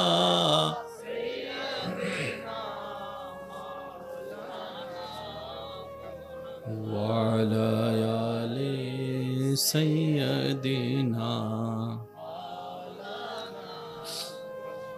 একবার বলি আলহামদুলিল্লাহ। এই সমস্ত আয়োজনগুলো আমার বেশি ভালো লাগে। এই আয়োজনগুলো মন খুলে কথা বলার চেষ্টা করি, যেহেতু দিল ভালো লাগে। তা আমি আশা রাখবো খালি হাত এখানে হয়তো আসছি, সওয়াবের ভান্ডার নিয়ে যেন এখান থেকে যেতে পারি। আরেকটু জোরে। আপনারা আমাকে সহযোগিতা করবেন, আমি আপনাদেরকে সহযোগিতা করব এই সওয়াব কামানোর জন্য। মনে রাখবেন, কিছু কিছু জায়গায় কিপটামি করা ঠিক না। তোর মধ্যে একটা জায়গা হচ্ছে সওয়াব কামানোর সময়। যেখানে সওয়াব আছে সেখানে কিপটামি করা ছাড়া করতে থাকবেন, অলসতা কইরেন না। সওয়াব কামাতে কোনো অলসতার সুযোগ আল্লাহ আপনরা তো আমাকে ফেলে দিল, আজকের দিনে তুমিও কি আমাকে ফেলে দিবা? আল্লাহ আল্লাহ তুমি না রহমান, তুমি না গাফফার, তুমি না রাহিম, তুমি না সাত্তার। আল্লাহ আমার মতো একজন নগণ্য পাপীকে ক্ষমা করে দিলে তো তোমার কিচ্ছু যায় আসে না, তোমার রহমতের কোনো কমতি আসে না। আল্লাহ পাক বলে, আমার বান্দা আমাকে এত আদর করে করে ডাকতেছিল, এত আদর করে করে ভিক্ষা চাচ্ছিল আমার কাছে, আমি আল্লাহ খুশি হয়ে ইন্নাল্লাহা আলা কুল্লি শাইইন কাদির, আমি আল্লাহ চাইলে দিনকে রাত, রাতকে দিন বানাতে পারি। আমি মালিক, আমি খালিক। আমি খুশি হয়ে আমার বান্দাকে গুনাহ মাফ করে দিয়ে অপবিত্র থেকে পবিত্র বানায় দিলাম, জাহান্নামী থেকে জান্নাতি বানায় দিলাম। সুবহানাল্লাহ। আমি আমার বান্দাকে বললাম, সারা দিন পরিশ্রম করেছিস বান্দা, শরীর একটু আরাম দে, ঘুমা। আমার বান্দা ঘুমটাকে কমিয়ে আমি রবের দরবারে হাজিরা দেওয়ার জন্য উঠে এসেছে। সুবহানাল্লাহ। অন্য ওয়াক্তের মধ্যে হয়তো মাঝে মধ্যে রিয়া ঢুকে যেতেও পারে, আমাকে নামাজি অনেকে বলতেও পারে, বিভিন্ন ধরনের শয়তানের কুমন্ত্রণা। রাতের বেলা আমার বান্দা দাঁড়িয়েছে, ডানেওয়ালা গুম, বামেওয়ালা গুম, সামনেওয়ালা গুম, পিছনেওয়ালা গুম, হয়তো এলাকার প্রায় 99% গুম, কিন্তু আমার বান্দা ল্যাব থেকে বের হয়ে শীতকে আপন করে দাঁড়িয়ে আছে আমি রবের রহমতের দরবারে। সুবহানাল্লাহ। আমি আল্লাহ ওই দৃশ্যটাই বেশি পছন্দ করি, যে আমার বান্দা আমার রবকে খুশি করার জন্য নিজের উপর কষ্টকে আপন করে নাই, আমি রবকে রাজি করার জন্য। সুবহানাল্লাহ। আমার আল্লাহ আমাকে এই অফুরন্ত যে দয়া দান করেছেন, আমি কি আল্লাহ শুকরিয়া আদায় করব না? আমি কি শুকরিয়া আদায় করব না? সুবহানাল্লাহ বলেন না। আমি কি একটু আমার রবের শুকরিয়া মন ভরে করব না? পা যাইলে যাক না, আমার রবের জন্যই তো আমার পা, আমার মন, আমার ধন, আমার তন, আমার সব কিছু আমার রবের জন্য। আমার নামাজ আমার রবের জন্য, আমার সিজদা আমার রবের জন্য, আমার রোজা আমার রবের জন্য, আমার কোরবানি আমার রবের জন্য, আমি মুস্তাফার হায়াত আমার রবের জন্য, আমার দুনিয়ার থেকে যাওয়াও আমার রবের জন্য, আমার সব কিছু আমার রবের জন্য। সুবহান। মনে রাখবেন, সাধারণ বান্দা আর প্রেমিক বান্দা এক নয়। আমি যখন নামাজে দাঁড়াই, শয়তান ডিস্টার্ব করে, হাজার কিছু মনে এনে দেয়, হাজার ভাবনায় আমার মন চলে যায়, কিন্তু আমি তারপরও রবের সন্তুষ্টির জন্য আমি নামাজে দাঁড়িয়ে থাকি। অনেক সময় আমার সূরা ভুল হয়ে যায়, আয়াত ভুল হয়ে যায়, অনেক সময় তো এমনও হয় 2 রাকাত পড়ছি কিনা 3 রাকাত পড়ছি এই টেনশনের মধ্যেও চলে যায়। অনেক সময় এমনও হয় নামাজ পড়া অবস্থায় অজু কি আছে না নাই ভেঙে গিয়েছে মনে হয়, এই টেনশনও পড়ে যায়। কত রকমের ডিস্টার্ব হয়, কিন্তু প্রত্যেকটা ডিস্টার্ব আমার ভালো লাগে, প্রত্যেকটা জ্বালা আমার ভালো লাগে, প্রত্যেকটা বাঁধা আমার ভালো লাগে। সে জিজ্ঞেস করছে, কেন তোর এত বাঁধা ভালো লাগে? বুঝলাম না। বলে যে প্রেমের মধ্যে বাঁধা নাই সে প্রেম কখনো জমে না, যে প্রেমের মধ্যে কখনো বাঁধা হয় না সে প্রেমের মধ্যে আকর্ষণ বাড়ে না। শয়তান চেষ্টা করে আমাকে বিভিন্নভাবে প্রলোভন দেখিয়ে রবের রহমতের দরবার থেকে সরিয়ে রাখতে, আর আমি আমার শক্তি দিয়ে, ঈমানি বল দিয়ে, মোহাব্বতের টান দিয়ে আমার সমস্ত কিছুকে পিছনে ফেলে আমি রবের দরবারে দাঁড়িয়ে থাকি, রবের দরবারে দাঁড়িয়ে থাকি। আমাকে শয়তান এমনও পর্যন্ত বলে, এত কিছু চিন্তা করলে এমন ইবাদত কি রব কবুল করবে? কখনোই করবে না, এমন টেনশনে ঢুকাই দিয়েছে। তারপরে আমি রুকু করা ছাড়ি নাই, সিজদা দেওয়া ছাড়ি নাই, ওযু করা ছাড়ি নাই, নামাজে দাঁড়ানো ছাড়ি নাই। ভাইরে ভাই শুন, রবের দরবারে দাঁড়িয়ে অন্তর, ব্রেইনে, মনে, শরীরে এমন শান্তি আমি অনুভব করি যেটা পৃথিবীর কোনো কাজে এই শান্তি নাই, যেটা রবের দরবারে নামাজের মধ্যে শান্তি পাওয়া যায়। সুবহানাল্লাহ। বান্দারে, তোর হার্টবিট না চললে তুই বাঁচতে পারবি না। হার্টবিটের সাথে তোর বাঁচার সম্পর্ক। এই হার্টবিটটা তোর কন্ট্রোলে রাখি নাই। তোর হার্টবিটটাকে প্রতি সেকেন্ডে যে পাম্পটা করা, এই পাম্পটা আমি আল্লাহ কুদরতি দায়িত্বের মধ্যে নিয়ে নিলাম। বান্দারে, তোর খিদা লাগলে তুই খাবি, হাতটা তোর কন্ট্রোলে দিলাম। তরকারি কোনটা নিবি কি নিবি না তোর পছন্দের উপর ছেড়ে দিলাম। কোনটা তোর ভালো লাগবে, কোনটা তোর খারাপ লাগবে, মুখের স্বাদের মধ্যে আমি ছেড়ে দিলাম। কিন্তু তুই যখন ডোকটা গিলে ফেলবি, খাবারটা যখন পেটে যাবে, পাকস্থলিতে যাবে, ওই খাদ্য হজম করার দায়িত্ব আমি তোকে দিই নাই। খাদ্য হজমের দায়িত্ব, ডিউটি আমি তোকে দিই নাই। এটা আমি আল্লাহ নিজের কুদরতি ব্যবস্থাপনায় রেখে দিয়েছি। সুবহানাল্লাহ। ওই খাবার থেকে তোর শরীরের উপকারী জিনিসগুলাকে আলাদা করে অপকারী জিনিসগুলাকে বের করে দেওয়ার দায়িত্ব আমি রব নিজে নিয়ে নিলাম। সুবহানাল্লাহ। বান্দা, তোর কিডনির দায়িত্ব আমার, পাকস্থলীর দায়িত্ব আমার, হার্টের দায়িত্ব আমার, তোর রক্তনালীর দায়িত্ব আমার, তোর রক্তের দায়িত্ব আমার, তোর শরীরের ক্যালসিয়ামের দায়িত্ব আমার, তোর বিতর্গত সবকিছুর দায়িত্ব আমি নিয়ে নিলাম। বলেন না সুবহানাল্লাহ। বান্দারে, রাত্রেবেলা তুই সারাদিন পরিশ্রম করে যে শরীরের ক্লান্ত শরীর নিয়ে তুই ঘুমাতে যাবি ঠিকই, ঘুমটা তুই চাইলে আনতে পারবি না। অনেকে বিছানার মধ্যে নিয়ে ছটপট করতে থাকে, ঘুম আসে না বলে। মনে রাখবেন, শোয়াটা আমাদের কাজ, বসাটা আমাদের কাজ। ঘুম কখন চোখ লেগে আসে কেউ বলতে পারে না, কেউ বলতে পারে না। কয়টায় শুয়েছে এটা বলতে পারে, কয়টায় চোখ লেগেছে কেউ বলতে পারে না, কেউ বলতে পারে না। আর ঘুম না হলে শরীর ভালো থাকে না, শরীর ভালো না থাকলে কাজ করা সম্ভবপর নয়, মন মানসিকতাও ভালো থাকে না। রব বলে যে তুই শুবি, তুই বসবি, তোর চোখের মধ্যে মায়া করে হাত বুলাই দিয়ে ঘুমের ব্যবস্থা আমি রবই করে দিব। অন্যের মুখে হাসি ফুটে যে শান্তির দেখা আপনি পাবেন, এই শান্তি আর কোথাও পাবেন না। কারণ রব বলে যে আমার সৃষ্টিকে শান্তিতে রাখে, ওই বান্দার শান্তিতে থাকার রাস্তা আমি আল্লাহই করে দিই। সুবহান। তা বলে এই কথা বলবেন না, যার উপকার করবেন সে লাথি মারবেই, তারে পড়াবেন সে আপনাকে মূর্খ বলে গালি দিবে, যাকে একটু ব্যবসার লাইন দেখাই দিবেন সে আপনাকে ভিক্ষুক বলে, গরিব বলে হেয় করবে। যার থাকার ঘর ছিল না তাকে একটু ছাদ দিয়েছেন, সে আপনাকে একদিন ঘর থেকে বের করার প্ল্যানিং করবে।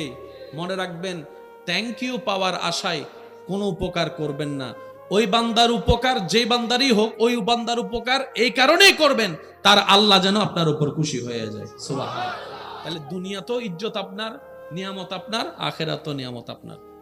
সবর করবেন, সহ্য করবেন, রবের রহমতের অপেক্ষার দিকে তাকাই থাকবেন। নিয়ামত আপনার আসবে, জয় আপনার হবে। ওয়াতু ইজ্জু মান তাশা ওয়াতু জিল্লু মান তাশা ওয়ালিল্লাহিল ইজ্জাতু ওয়ালি রাসূলিহি ওয়ালিল মুমিনিন।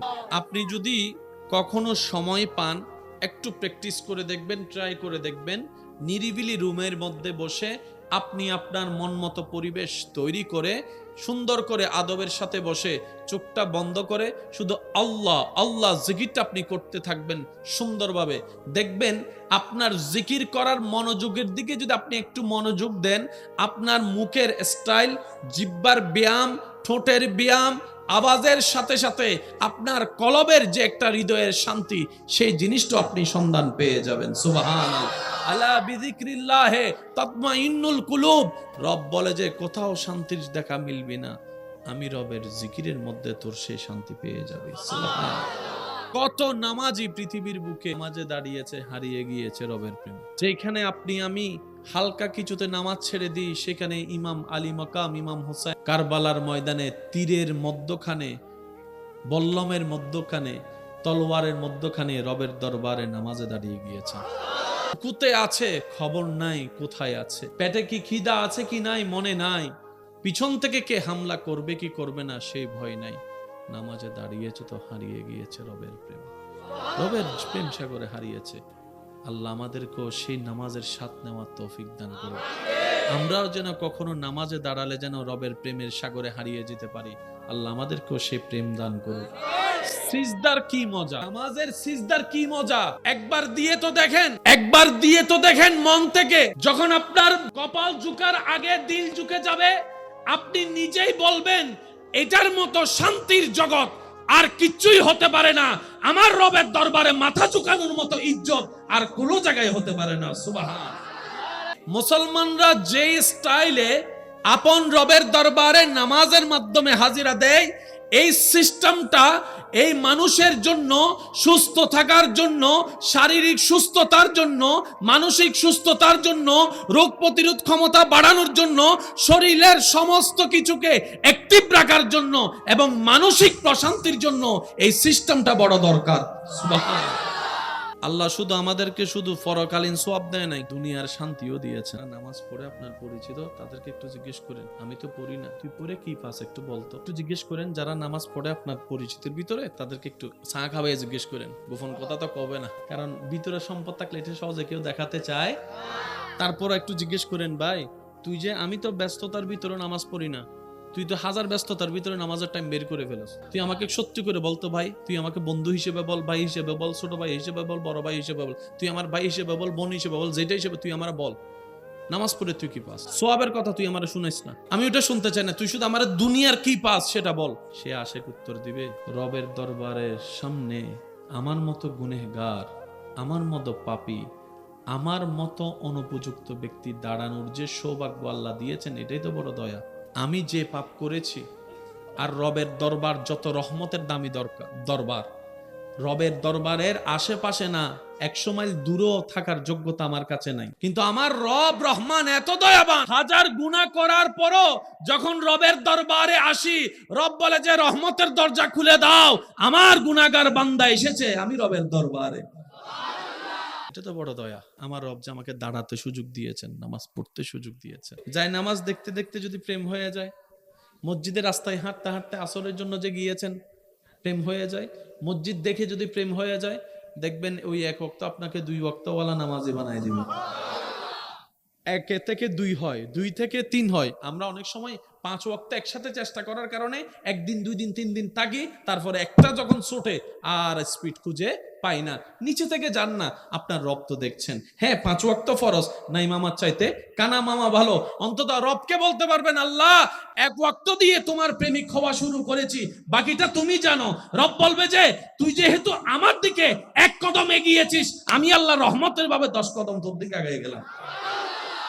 মাঝে মধ্যে সুযোগ পাইলে কিছু গোপন ইবাদত করেন। ফজর, জোহর, আসর, মাগরিবে যা যা যা, তাহাজ্জুদও তা। কিন্তু তাহাজ্জুদকে আল্লাহ স্পেশাল বেশি পছন্দ করে, কারণ রব বলে আমি আমার বান্দাকে ডাকি নাই, সে নিজে থেকে আমাকে খুশি করার জন্য উঠে এসেছে। সুবহানাল্লাহ। এবার ওযু করলেন, একটা হচ্ছে যে শরীরের ওযু, একটা হচ্ছে মনের ওযু, একটা হচ্ছে বাহ্যিক ওযু যেটা আমরা করি, রবের দরবারে ভিক্ষা চাই।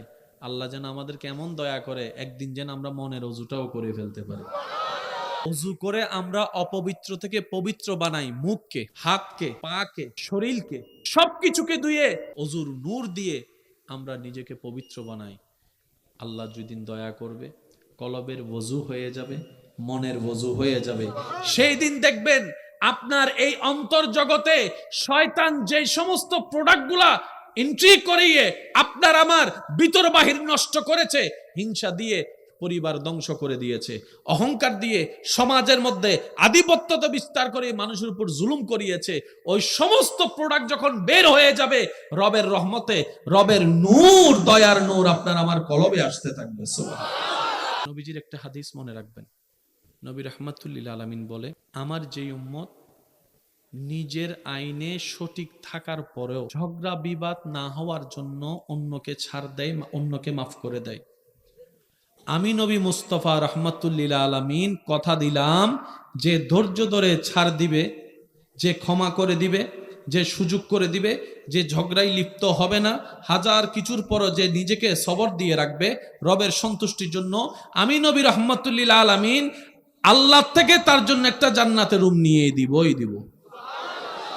নবীজি বলছেন, একজন ভাইয়ের ভিতরে ঝগড়া হয়েছে, ভুল বুঝাবুঝি হয়েছে, এক ভাই আরেক ভাইয়ের কাছে ভুল বুঝে মাপ চাইতে গেছে, ভাই ভুল হয়েছে আমার, রাগ করিস না ভাই, মাফ করে দে। নবীজি বলে যে সে তাকে যদি তার ভাই মাফ না করে, হাসরের ময়দানে সে আমার সুপারিশ পাবে না। একটু বুঝবেন কথাটা, অর্থাৎ আপনার ছোট ভাই আপনাকে এসে বললেন, ভাই যা হয়েছে ভুল হয়েছে, মাফ করে দে ভাই, এক মার পেট থেকে বাইরে হয়েছে, কয়দিন আর বাঁচবো, 2 দিন আলাদা আর কয়দিন থাকবো, আজকে তুমি আর আমি 2 জন আলাদা হওয়ার কারণে আজকে আমাদের বউ সন্তানরা আলাদা হয়ে যাচ্ছে। ঝগড়া লাগছে কয়জনের ভিতরে, আলাদা হয়ে গেল 10 জন, বড় গ্রুপের 5 জন, ছোট গ্রুপের কেউ কারোর দিকে তাকাচ্ছে না, স্বাস্থ্য ভাই বলছে না, জ্যাঠতো ভাই বলছে না। নবীজি বলছে, যদি কেউ ক্ষমা চাওয়ার পরে কেউ যদি ক্ষমা না করে, সেজন্য আমি নবীর সুপারিশ আশা না করে। খুব মারাত্মক কথা, কিন্তু এজন্য নবীজি বলছেন, হে আমার উম্মত, যা ঝামেলা হয়েছে যার সাথে হয়েছে তুমি ক্ষমা করে দাও, তুমি ক্ষমা করে দাও, সে ক্ষমা চাক না চাক তুমি মাফ করে দাও। তুমি যদি মাফ করলে তোমার ইজ্জতের কমতি হয়, আমি মুস্তাফা থেকে হাসরের ময়দানে তোমার ইজ্জত বুঝে নিও। বিশ্বাস করেন, প্রতিশোধের যতটুকু শান্তি, তার চাইতে বড় শান্তি হচ্ছে মাফ করে দেওয়া। আমাকেও বলার দরকার নাই, কাউকে শোনানোর দরকার নাই, আপনার জীবনের সবচেয়ে বড় শত্রু যে ইনডোর হোক, আউটডোর হোক, ঘরের হোক, বাহির হোক, যার সাথে আপনার বনেও না, যার সাথে চেহারা দেখতে ইচ্ছে করে না, এরকম কেউ থাকলে শুধু মনে মনে আমার দিকে তাকাই হলো কথাটা রাখার জন্য, শুধু মনে মনে বলেন, যা তোরা মাফ করে দিলাম, দেখবেন আপনার মনে এটা কেমন যেন একটা শান্তি লাগা শুরু করবে। বিশ্বাস করেন ভাই, রাগ, হিংসা, অহংকার এগুলো শয়তানের জিনিস, এগুলো নিয়ে কেউ শান্তিতে থাকতে পারে নাই, পারবেও না। অনেক ভাই বোন, অনেক ভাই, অনেক স্বামী স্ত্রী আছে, বিভিন্ন ঝামেলায় তর্ক বিতর্ক, ঝগড়া মামলা হয়েছে, আছে। আল্লাহর ওয়াস্তে এমন কিছু রেখে যায়েন না যেটা আপনি টানার ক্ষমতা আছে কিন্তু আপনার ছেলে মেয়ের টানার ক্ষমতা নাই। আপনি এখন যেভাবে মামলা টানছেন, যে খরচ করছেন, যে সময় দিচ্ছেন, আপনার অবর্তমানে আপনার 10 ছেলে মিলেও আপনি একজনের কাজ করতে পারবেন না। সত্যি করে বলেন, আমাদের বাবা দাদা একজনের সেই কাজ আমরা আজকে 5-7 ভাই একসাথে মিলে করতে পারি? সত্যি করে বলেন না রে ভাই, এটা কখনো সম্ভবপর নয়। আমি অনুরোধ করব, এমন কোনো ঝামেলা রেখে যায়েন না যেটা বিরক্ত হয়ে নিজের ছেলে মেয়েরাই আপনাকে গালি দিবে। এরকম অনেক জায়গায় ইদানিং শোনা যাচ্ছে, বাবা দাদাই করে গিয়েছে ঝামেলা শুরু, নাতিরা টানতে পারে না, ইনকাম তার 25,000, মামলায় চলে যায় 20,000। একটু ভেবে দেখবেন, কারণ হায়াত মতের কোনো বিশ্বাস নাই, যে কোনো মুহূর্তে ডাক চলে আসতে পারে, হারালেই জিতা যায় না। অনেকে আছে কই মামলা করছে, আমি কি হারবো নাকি, দরকার হলে 10 খানি যা জমি আছে এগুলো সব বিক্রি করে দিব, তারপরেও জিতা লাগবে। তো আপনি 10 খানি জায়গা শেষ করে আপনি জিতে গেলেন, এবার আপনার আছে কি? এবার আপনার ছেলে মেয়েরাই তো আপনার 14 গোষ্ঠী দোয়াই ফেলবে। বাস্তব যেটা সেটা বলেন না রে ভাইয়া। তো সেজন্য আল্লাহর ওয়াস্তে নবীর সুন্নত হচ্ছে জীবনে শান্তিতে থাকার সবচাইতে গুড ওয়ে।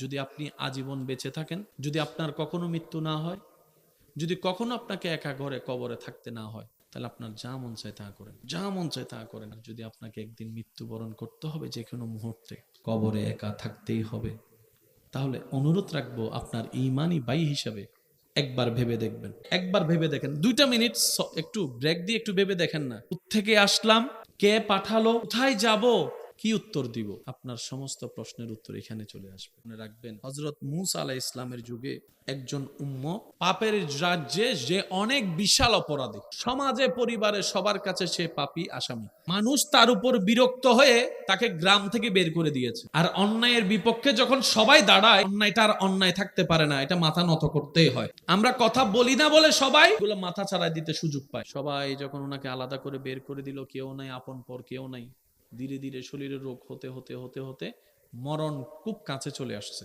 উনি মারা যায়। আল্লাহ তাআলা এদিকে বান্দার জগতের শ্রেষ্ঠ বান্দা তৎকালীন হযরত মূসা নবীকে আল্লাহ পাক হুকুম দেয়, মূসা অমুক শহরে অমুক এলাকায় আমার একজন বান্দা মারা গিয়েছে, সবাই তাকে আলাদা করে দিয়েছে, কেউ গোসল দিচ্ছে না, তাকে একটু গোসল দিয়ে কাফন পরাই তাকে একটু কবরস্থ করো।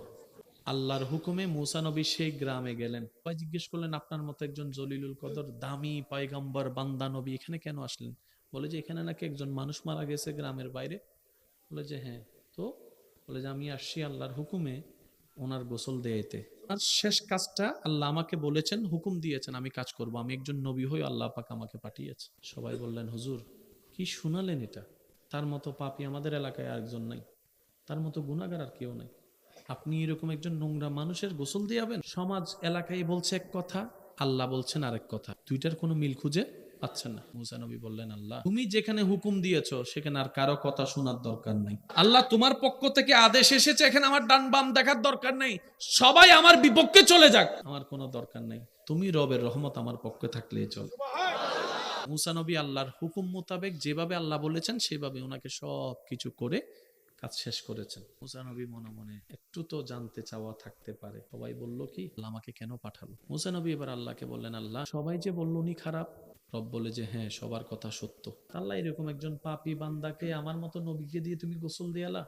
রব বলে যে শুনো, বান্দারা যা জেনেছে তা বলেছে, যা দেখেছে তা বলেছে, যা অনুমান করেছে তা বলেছে, এমন কিছু আছে যেটা আমি রব জানি, বান্দারা জানে না। বান্দারা জানে না। আমার সেই বান্দা যখন একদম অপারক হয়েছে, আশেপাশে সবাই তাকে ছেড়ে দিয়েছে, তখন সেই মুহূর্তে সে আমাকে এমন আদর করে ডাকছে, তার আদর করে ডাকাটা আমি রবের এমন পছন্দ হয়েছে, আমি খুশি হয়ে তার সারা জীবনের গুনাহকে মাফ করে দিয়েছি। ওই বান্দা বলে, আল্লাহ তাআলা আপনার চুলের আগা থেকে শুরু করে পায়ের তলা পর্যন্ত আপনার আমাদের যে বডিটা বানিয়ে দিয়েছেন, এটা সম্পূর্ণটাই রবের কুদরতের নিদর্শন, যেগুলা আপনার আমার সচরাচর চোখেও লাগে না, মনোযোগ দেওয়ার সময়ও হয় না, এমন অনেক কুদরতে ইলাহি আপনার আমার ভিতরে আছে। আপনি সারাটা দিন নিজের খেয়াল করা ছাড়াই চোখের পলক অটোমেটিক পড়তেই থাকে, পড়তেই থাকে, পড়তেই থাকে। চোখের পলক যদি পড়া বন্ধ হয়ে যায়, মানুষ আর চোখে দেখার সুযোগ পাবে না, পুরা চোখ জ্বলতে থাকবে, চোখে অশান্তি লাগা শুরু হবে। এই চোখের পলকটা আল্লাহ তাআলা আপনার আমার ব্রেনের সাথে সম্পৃক্ত না রেখে নিজের কুদরতের সাথে সম্পৃক্ত রেখেছেন। সুবহানাল্লাহ। যেমন আপনার ইচ্ছা করা ছাড়া হাত নড়বে না, আপনার ইচ্ছা করা ছাড়া আপনার পা লড়ে না, আপনার ইচ্ছা না করলে আপনার মুখ লড়ে না। অনেক সময় এসে অনেকেই কথা বলার জন্য জোর করে, কিন্তু আপনার কথা বলার ইচ্ছা নাই। এই যে আপনি চুপ করে রইলেন, হাজার গুতাইলেও আপনার মুখ থেকে কথা আসে না, কারণ আপনার মুখের সাথে সম্পর্ক আপনার ব্রেনের সাথে, মনের সাথে। আল্লাহ তাআলা আপনার আমার দেহের ভিতরে কিছু কিছু জিনিসকে ব্রেনের সাথে সম্পৃক্ত করে দিয়েছেন, আর কিছু কিছু জিনিসকে আল্লাহ নিজের কুদরতি হুকুমের সাথে সম্পৃক্ত করে রেখেছেন। সুবহানাল্লাহ। আল্লাহ তাআলা আপনার আমার হাতকে, পাকে, সমস্ত কিছুকে আমাদের কন্ট্রোলে রেখেছেন। মন চাইলে বাম হাত তুললেন, মন চাইলে ডান হাত তুললেন, মন চাইলে আঙ্গুল একটা তুলে দিলেন, মন চাইলে 5টা আঙ্গুল তুলে দিলেন, কিন্তু আপনি ইচ্ছা করে চাইলেও নিজের চোখের পাতাকে কন্ট্রোল করতে পারবেন না। হয়তো আপনি চোখ বন্ধ করে রাখতে পারবেন। অনেক সময় দেখবেন যে ছোট্ট বাচ্চাদেরকে যদি চোখ বন্ধ করতে বলে, তারপরেও চোখের পাপড়িগুলা নড়াচড়া করতে থাকে, নড়াচড়া করতে থাকে, জোর করে বন্ধ রাখা যায় না। রব বলে যে বান্দা, তোর চোখের এই বন্ধ হওয়াটা খুব জরুরি চোখ সুন্দর ঠিক থাকার জন্য, কিন্তু আমি যদি সেটা তোর ব্রেনের সাথে সম্পৃক্ত করে দিই, তাহলে তোর মনোযোগ দিয়ে দিয়ে চোখের পলক ফেলতে হবে, আর তুই কাজ করতে পারবি না, ব্যবসা করতে পারবি না, হাঁটতে তুই পারবি না, সংসার তুই করতে পারবি না। সুবহানাল্লাহ বলতে থাকি, বান্দা তোর সাধারণ জীবনটা একদম আযাবের জীবন হয়ে যাবে। মনোযোগ দিয়ে দিয়ে চোখ খুলতে হবে, চোখ ফেলতে হবে, চোখ খুলতে হবে, চোখ ফেলতে হবে, তাও আবার সেকেন্ডে সেকেন্ডে, মিনিটে হলে কথা ছিল, ঘন্টায় হলে কথা ছিল। বান্দারে, আমি তোর জীবনকে কষ্টের মধ্যে ফেলবো না, লা নুকাল্লিফ, আমি কষ্টের মধ্যে ফেলবো না। তোর চোখের পাপড়িটা আমি রবের কুদরতি হুকুমের সাথে সম্পৃক্ত করে দিলাম। সুবহানাল্লাহ। তিনি আমাদের রব্বুল, বেশিরভাগ দায়িত্ব আল্লাহ নিজে রেখে দিয়েছেন। আজকে দুপুরে আল্লাহর দয়ায় যারা যারা ভাত খেয়েছেন তারা একবার বলি মারহাবা। যদি প্রশ্ন রাখি ভাইয়া ভাতটা কোত্থেকে, বলে যে চাউল থেকে। চাউলটা কোথায় ছিল, বলে যে ড্রামে বা বস্তায় ছিল। এটা কোথায় ছিল, দোকানে ছিল। দোকান থেকে আসলো কোত্থেকে, মিল থেকে। মিল আসলো কোত্থেকে, যখন খবর নিয়ে দেখা যায় এই এলাকায় আপনি আজকের দুপুরের যেইটুকু ভাত খেয়েছেন, এই ধানটা, চাউলটা আল্লাহ তাআলা আপনাকে আজকের দিনে দুপুরে খাওয়ার জন্য ৬-৭ মাস আগে উত্তরবঙ্গে কোন একজন কৃষককে আল্লাহ মাথায় নামিয়ে দিয়েছেন, মাঠে নামিয়ে দিয়েছেন। তার ভিতরে একটা কৃষি কাজের প্রেম ঢুকিয়ে দিয়েছেন, কৃষি কাজ করার একটা চাওয়া ঢুকিয়ে দিয়েছেন। আমাদের সমাজে বর্তমানে তো কৃষি কাজের কোনো দাম নাই, অথচ সবচাইতে সম্মানিত পেশা হচ্ছে কৃষি কাজ করা। যেই কাজকে নবী রসুলের মতো গ্রেটেড বান্দারা পর্যন্ত সম্মানের সাথে আপন করে নিয়েছেন। সুবহানাল্লাহ। দুর্ভাগ্য আমাদের, আমরা কৃষি কাজকেও সম্মান দিতে জানি নেই। যারা কৃষক করে, আমাদের জন্য ফসল উৎপাদন করে, তাদেরকেও আমরা মূল্যায়ন দিতে জানিনি। যার কারণে দিন দিন কৃষিকাজ থেকে মানুষ সরে যাচ্ছে। আপনার কাপড় একটা দিয়ে তো আপনি 1 সপ্তাহ, 1 মাস, 1 বছরও চলতে পারবেন, কিন্তু খাবার ছাড়া তো আপনি 2টা দিনও 3টা দিনও চলতে পারবেন না। তাহলে সেই খাবার যে কৃষকরা উৎপাদন করছে, রোদে শুকিয়ে বৃষ্টিতে ভিজে, তাদেরকে উপযুক্ত সম্মান যদি দিতে না জানি, সামনে আর কৃষক মাঠে নামবে না। তার ফলে দেখা যাবে আমাদের এই পৃথিবীতে খাদ্য সংকট দেখা যাবে, খাদ্য সংকট দেখা যাবে। কারণ রোপণ করলে তো হয় না, রোপণের একটা সিস্টেম আছে যেটা আপনি আমি জানি না, কৃষকরা জানে। ওনারা আকাশ দেখলে বুঝতে পারে, মাটি দেখলে বুঝতে পারে, বীজ দেখলে বুঝতে পারে। এটা রব তাদেরকে সে কোয়ালিটি দান করেছেন। ওই কৃষকদেরকে মূল্যায়ন করা যথেষ্ট দরকার এবং কর্তব্য বর্তমান সময়ে আমাদের। আল্লাহ আমাদেরকে বুঝার তৌফিক দান করুক। আমিন। আপনাকে আজকের দিনে দুপুরে আপনার যে খিদা লাগবে, আপনি চিন্তা করছেন 12টা বাজে, খাইছেন 2টা বাজে, কিন্তু আপনার রব আপনাকে এই জিনিসটা করানোর জন্য, খাওয়ানোর জন্য 650, 6 মাস 7 মাস আগে কৃষক নামাই দিছে। ও কৃষক নাম, ধান লাগা, আমার বান্দা খাবে তো, আর রিজিকের দায়িত্বটা তো আমি নিয়েছি, সেজন্য আমি সবকিছু ব্যবস্থা করে দিয়েছি। রিজিকের মালিককে, সম্মান দেওয়ার মালিক, হায়াতের মালিক, মওতের মালিক, ধন সম্পদ দেওয়ার মালিক, জ্ঞান দেওয়ার মালিক, সুস্থতা দেওয়ার মালিক, শক্তি দেওয়ার মালিক ওই আল্লাহ আছে না নাই? দেখে কি দেখে না? শুনে কি শুনে না? দিতে পারে কি পারে না? নিতে পারে কি পারে না? বিচার করতে পারে কি পারে না? রহমত করতে পারে কি পারে না? দেখে কি দেখে না? তো সেই আল্লাহ যার কাছে আছে তার কোনো টেনশন থাকে না। টেনশন কাদের? যাদের মনে সেই বিশ্বাসটা নাই, তারা টেনশন করে। আর যাদের মনে সেই বিশ্বাসটা আছে, আমার আল্লাহ আছে, রব তাদেরকে নিরাশ করে না। তাদের বিশ্বাস অনুযায়ী আল্লাহ তাদেরকে দয়া করে গর্ত থেকে মাটিতে তুলে হাঁটার ব্যবস্থা করে দেন। আল্লাহ পাক আমাদের সবাইকে সেই বিশ্বাসী ওয়ালা গ্রেটেড বান্দাদের ভিতরে আমাদেরকেও শামিল হয়ে থাকার তৌফিক দান করুন। নবীজি আরাম করছেন, একটি গাছ, মনোযোগ দিয়ে শ্রবণ করবেন। নবীজি আরাম করছেন, সাহাবা একজন পাশে দাঁড়ানো। ওই সাহাবা দেখলেন একটা গাছ মাটি থেকে উঠে নবীর পাশে এসে দাঁড়াই গেলেন। কিছুক্ষণ থাকার পরে নবীজি দরবার থেকে উনি আবার নিজের জায়গায় চলে গেলেন। গাছটা সাহাবা দেখে অবাক, জীবনে তো এরকম ঘটনা দেখে নাই। নবীজিকে যখন জিজ্ঞেস করলেন, নবীজি বললেন ওই গাছ আমাকে দেখে রবের কাছে অনুমতি চেয়েছে। আল্লাহ তুমি চাইলে তো সব পারো, পা ছাড়া কেউ হাঁটাইতে পারো। আল্লাহ তোমার হাবিব নবী ওই গাছটার নিচে এসে আরাম করছেন। আল্লাহ আমার বড় ইচ্ছা করছে একটু কাছ থেকে গিয়ে তোমার নবীকে একটু দেখবো। আল্লাহ কাছ থেকে গিয়ে তোমার নবীকে একটু সালাত ও সালাম দিব। আল্লাহ আমার ইচ্ছা। গাছে দোয়া করেছেন, রব কবুল করেছেন। ইন্নাল্লাহ আলা কুল্লি শাইইন কাদির। গাছ এসেছে, কিভাবে এসেছে রব ভালো জানে, কারণ সেই জায়গায় পৌঁছানোর ক্ষমতা আপনার আমার ব্রেনের মধ্যে নাই। মনে রাখবেন ভাই, সব কিছুতে ব্রেন ক্যাপচার করে না। সৃষ্টিতে অনেক সৃষ্টি এমন আছে যা এখনো পর্যন্ত বৈজ্ঞানিকের ব্রেন ক্যাপচার করতে, যেটা বলেন না, বৈজ্ঞানিকের ব্রেন ক্যাপচার করতে পৃথিবী সৃষ্টির পিছনে বিজ্ঞানের থিওরি বিগ ব্যাং সবাই বলে, কিন্তু বিগ ব্যাং এর শুরু থেকে শেষ পর্যন্ত সমস্ত প্রসেস এখনো পর্যন্ত ব্রেন ক্যাপচার করতে পারে নাই। সেজন্য মুসলমানরা বড় সৌভাগ্যবান। আল্লাহ এবং রসুলের ব্যাপারে, ইসলামের ব্যাপারে চোখ বন্ধ করে আমরা ঈমান এনেছি, বিশ্বাস করেছি। বলেন না সুবহানাল্লাহ। নবীজি বলেছেন পরকাল আছে, আমরাও বললাম পরকাল আছে। নবীজি বললেন কবরে প্রশ্ন হবে, আমরাও প্রস্তুতি নেওয়ার চেষ্টা করছি কবরের প্রশ্নের জন্য। নবীজি বললেন জিব্রাইল নামক ফেরেশতা আছে, আমরাও মেনে নিলাম। ইসরাফিল, মিকাইল, আজরাইলের সাথে জীবনে কোনোদিন দেখা হয় নাই, কিন্তু নবী বলেছেন, আমরা মেনে নিয়েছি। এটাই মুসলমানদের ঈমান। সুবহানাল্লাহ। আল্লাহ তাআলা আমাদের নবীকে অনেক ধরনের অলৌকিক ক্ষমতা দিয়েছেন, ওগুলাতে আমরা বিশ্বাস করি, মানি। এখন কি আর চাঁদ দুই ভাগের ঘটনা আমরা দেখাতে পারবো? অন্য মানুষ যদি এসে আমাদেরকে বলে তোমাদের নবীর স্পেশাল মুজিজা কি, কারণ আল্লাহ যাদেরকে পাঠায় তাদেরকে তো কিছু বিশেষ স্পেশাল পাওয়ার দেয়, তোমাদের নবীর কি?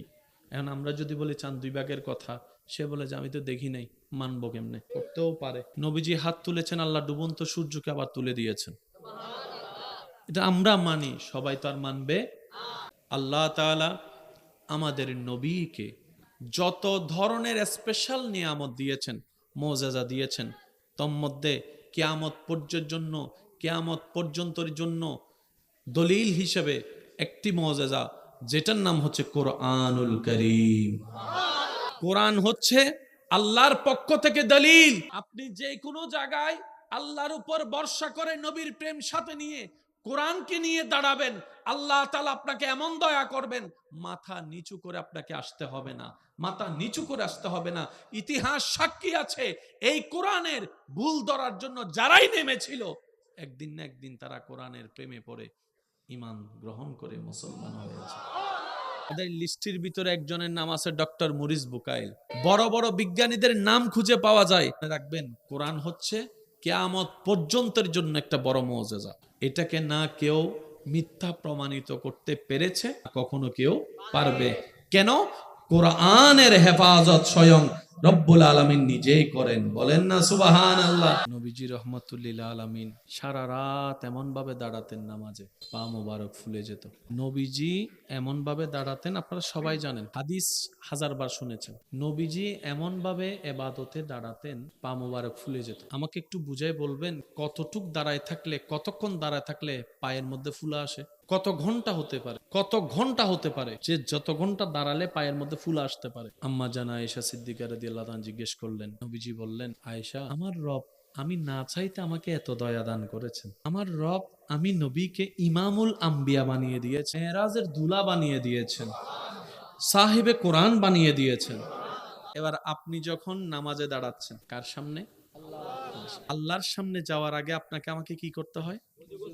মনে রাখবেন, নামাজে দাঁড়ানো মানে রবের দরবারের সামনে দাঁড়ানো, রবের রহমতের সামনে দাঁড়ানো। সেজন্য যত পরিপাটি হয়ে থাকতে পারবেন, যত স্ট্যান্ডার্ড হয়ে আপনি রবের দরবারে যেতে পারেন, এটা আপনার ব্যক্তিগত ব্যাপার। তবে যেমন তেমন করে যায়েন না, একটু প্রেজেন্টেশনটা সেভাবে করি, সুন্দর থেকে অতি সুন্দরভাবে, কারণ আপনি আপনার সৃষ্টিকর্তার সামনে দাঁড়াচ্ছেন। বর্তমান যতগুলা ভালো ভালো ডাক্তার আছে, কিছুদিন আগে নজরে আসলো একজন অন্য ধর্মের বড় ডাক্তার বলছেন, মুসলমানদের 5 ওয়াক্ত নামাজ আমার বড্ড পছন্দ। উনি ওনার বক্তব্যে যে বিষয়টা তুলে ধরতে চেয়েছেন, যার মূল কথা হচ্ছে যে যারা 5 ওয়াক্ত নামাজ পড়বে, এই 5 ওয়াক্ত নামাজের ভিতরে যতবার রুকু করে কোমর ভাঙবে, যতবার সিজদার মধ্যে গিয়ে মাথা ঝুঁকাবে, হাত রাখবে, হাঁটু ভাঙবে, কোমর ভাঙবে, যতবার বৈঠকে বসে তার পা গুলাকে সুন্দর করে ভাঁজ করে রাখবে, যতবার পানি দিয়ে অজু করবে, যতবার মুখ ধুবে, যতবার হাত ধুবে, যতবার কুলি করবে,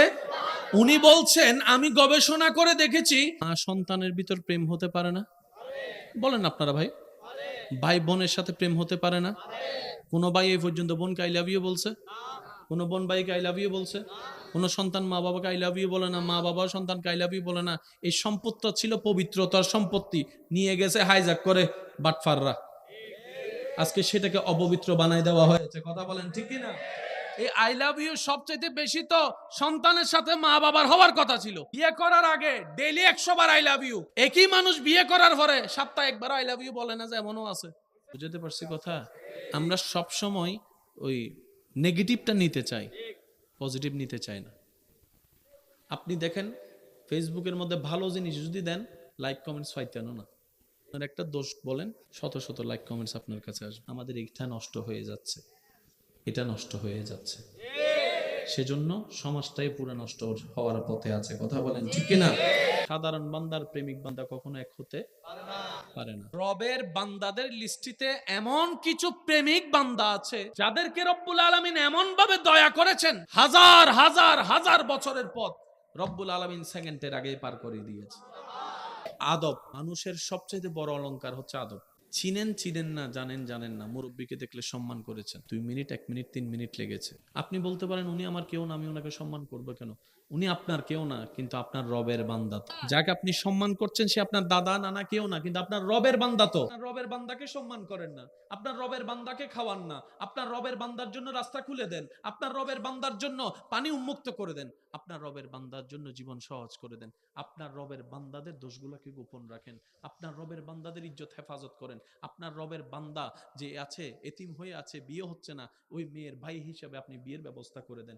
আপনি শুধু রবের বান্দার জন্য কাজ করুন, ওই বান্দার রব খুশি হয়ে আপনার পক্ষে কাজ করা শুরু করে দিবে।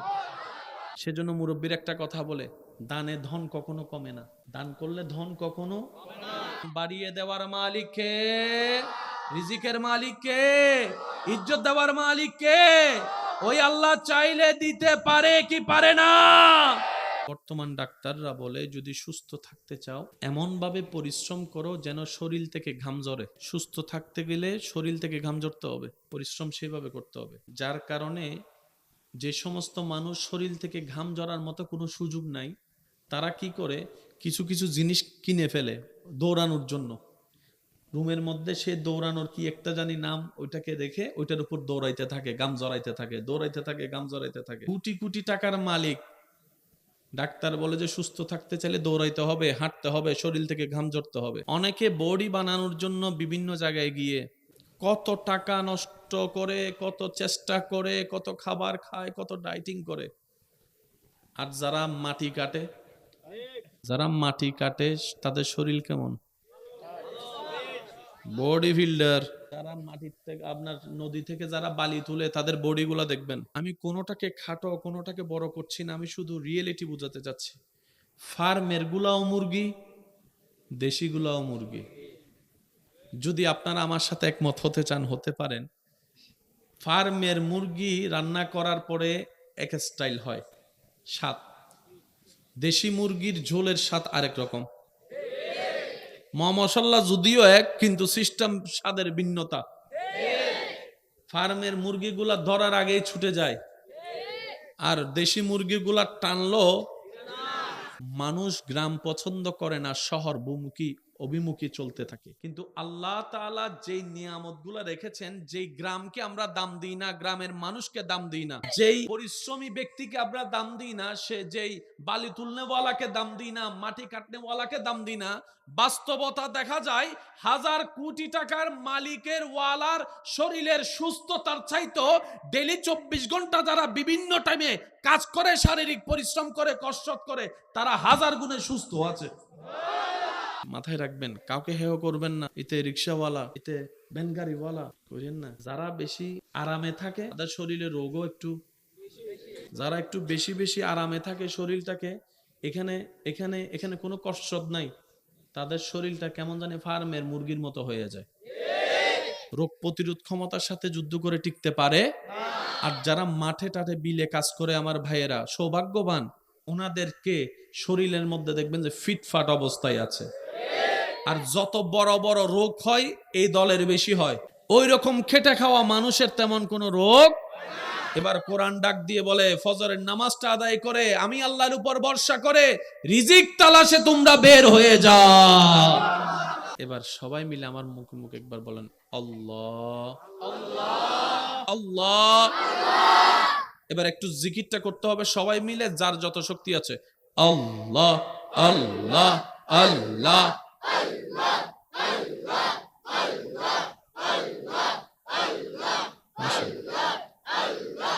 আল্লাহ আল্লাহ আল্লাহ আল্লাহ আল্লাহ আল্লাহ আল্লাহ আল্লাহ আল্লাহ আল্লাহ আল্লাহ আল্লাহ।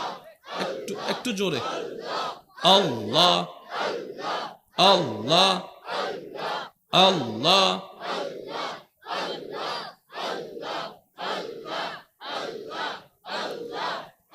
উচ্চ আওয়াজে একবার বলেন মারহাবা। যতবার আপনি আল্লাহ নাম উচ্চারণ করেছেন, আল্লাহ তাআলার সিফতি যত নাম আছে সব নাম এককভাবে একবার একবার জিকির করলে যতটুক সওয়াব, একবার আল্লাহ বলার কারণে রব্বুল আলামিন আপনার আমলনামায় সেই সিফতি নাম সবগুলা জিকির করার সওয়াব দান করেছে। শুধু তাই নয়, শরীরের বিতর্গত অনেক রোগের চিকিৎসা এই আল্লাহর নামের জিকিরের মধ্যে আল্লাহ লুকিয়ে রেখেছেন। তাহলে আমরা সময়ের ফাঁকে ফাঁকে নিজের সুবিধা মতো সময় বের করে আল্লাহর জিকির করার জন্য সময় বের করার চেষ্টা করব। সবাই বলি ইনশাআল্লাহ। এটা হক, এটা অধিকার, জিকির এটা করতে হবে। আপনি আপনার রবকে কিভাবে খুশি করবেন সেটা আপনার ব্যাপার। দিনে করবেন না রাতে করবেন না গভীর রাতে করবেন সেটা আপনার এবং আপনার রবের ব্যাপার। সেখানে আপনি আমরা নাক গলানোর কোনো অধিকার। নবী রাহমাতুল্লিল আলামিন আল্লাহর পক্ষ থেকে যত নিয়ামত নিয়ে এসেছে সব নিয়ামত হচ্ছে হাই লেভেলের নিয়ামত। প্রত্যেকটা নবী রাসূলকে আল্লাহ বিশেষ বিশেষ কিছু পাওয়ার মুআজিজা দান করেছেন। এই মুআজিজার জগতে সর্বোচ্চ মুআজিজা রব্বুল আলামিন আমাদের নবীকে দান করেছেন। নবীজি আল্লাহর হুকুমে আঙ্গুল তুলেছেন, চাঁদ দুই ভাগ হয়েছেন, আমরা না দেখে মানি। নবীজি রাস্তা দিয়ে হেঁটে যাচ্ছেন, পাথর নবীকে সালাম দিয়েছেন, আমরা না দেখে মানি।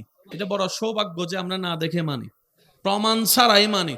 আর নবী রাহমাতুল্লিল আলামিনের হাদিসের ফরমান, তাহে 2 দিন আমার উম্মতের আমল আমি নবীর দরবারে রবের পক্ষ থেকে পেশ করা হয়। তোর মধ্যে এক রাত হচ্ছে বৃহস্পতিবারের রাত। কিছু কিছু লোভ মানুষকে জান্নাতে পৌঁছায় দেয়, কিছু কিছু লোভ মানুষকে জান্নাতে পৌঁছায় দেয়। তাহাজ্জুদ নামাজ পড়ার লোভ, কোরআন তেলাওয়াত করার লোভ, গোপনে দান করার লোভ, অভাবীকে সাহায্য করার লোভ, ক্ষুধার্তকে খানা খাওয়ানোর লোভ, তৃষ্ণার্তকে পানি পান করানোর লোভ, এতিমের মাথায় হাত বুলিয়ে তার সহযোগী হওয়ার লোভ, গরিব আত্মীয় স্বজনকে গোপনে গোপনে দান করার লোভ, আল্লাহ আল্লাহ জিকির করার লোভ, নবীর প্রেম সাগরে ডুবুরি হয়ে নবীর প্রেমিক হওয়ার লোভ।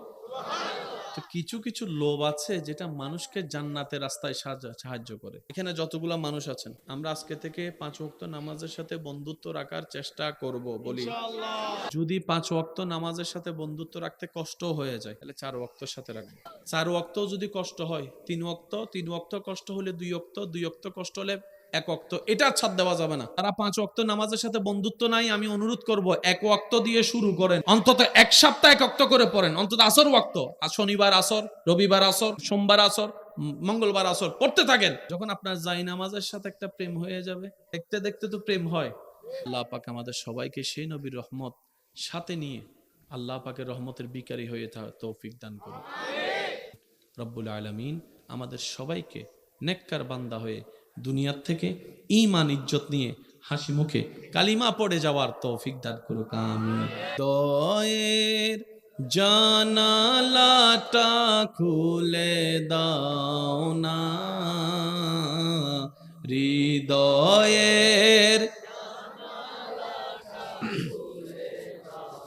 না, প্রভুর প্রেমে মন সাড়া।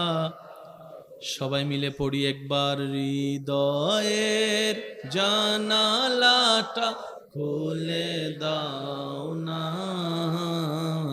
প্রভুর প্রেমে মন। বিশ্ব মালিক যিনি আল্লাহ মহান, সৃষ্টি তারও এই নিখিল জাহান। সুবহানাল্লাহ। আল্লাহ আল্লাহ রবে সবই দিওয়ানা, প্রভুর প্রেমে মন সাড়া দাও না। সবাই হৃদয়ের জানালাটা খুলে দাও না, প্রভুর প্রেমে মন। একবার বলি আলহামদুলিল্লাহ।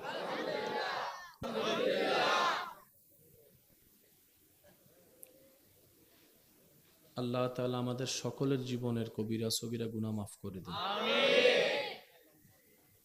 আল্লাহ মেহেরবানি করে আমাদের মা বাবার গুনাহ মাফ করে দিন।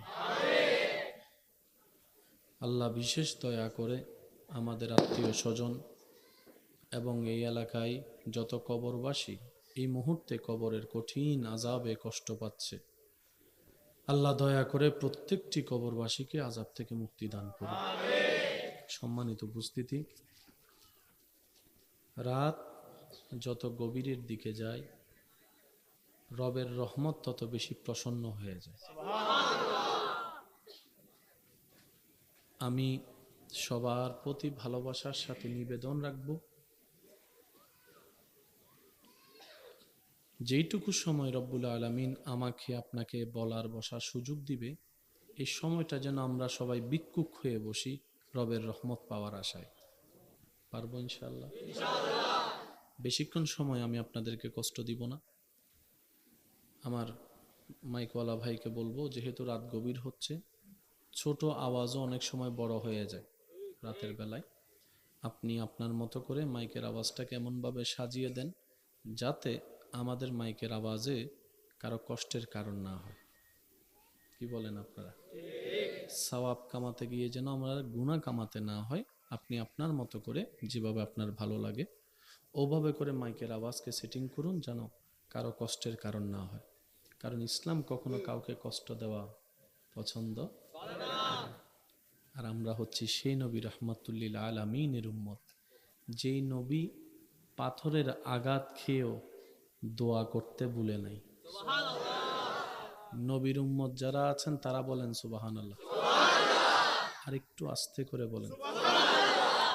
আমরা সেই নবীর উম্মতের খাতায় নিজেদের নামকে লিপিবদ্ধ করার সৌভাগ্য আল্লাহ আপনাকে আমাকে করে দিয়েছেন।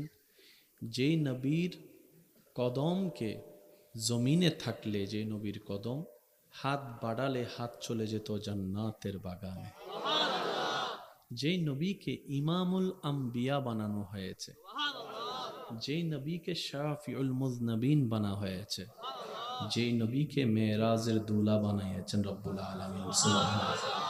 তো বড় সৌভাগ্য। কথায় আছে, মানলে পাহাড় বরাবর, না মানলে খের বরাবর। যদি মানতে চান আপনি অনেক বড় কিছুই মানতে পারেন, আর যদি আপনার মানার ইচ্ছা না থাকে তাহলে বড় জিনিস অনেক সময় ছোট হয়ে যায়।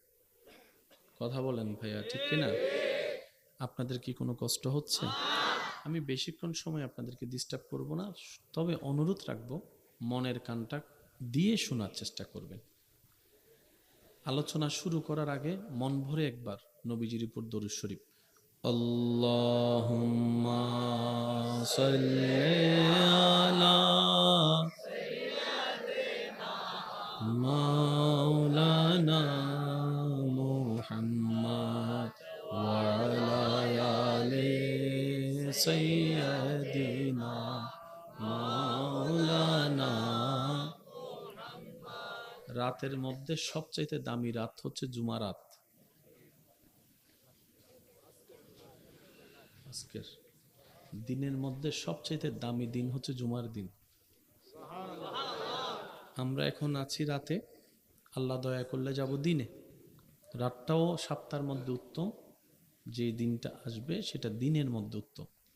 সেজন্য মন খুলে দরুদ শরীফ আমরা সবাই পড়ি, আল্লাহুম্মা সাল্লি আলা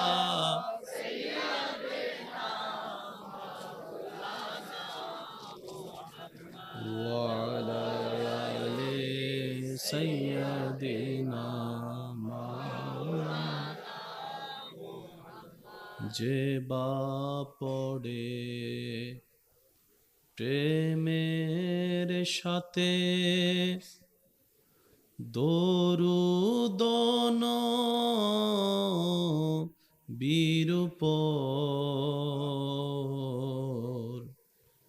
দোজখ হারাম হবে আশিকে নবীর উপর। আল্লাহুম্মা সাল্লি আলা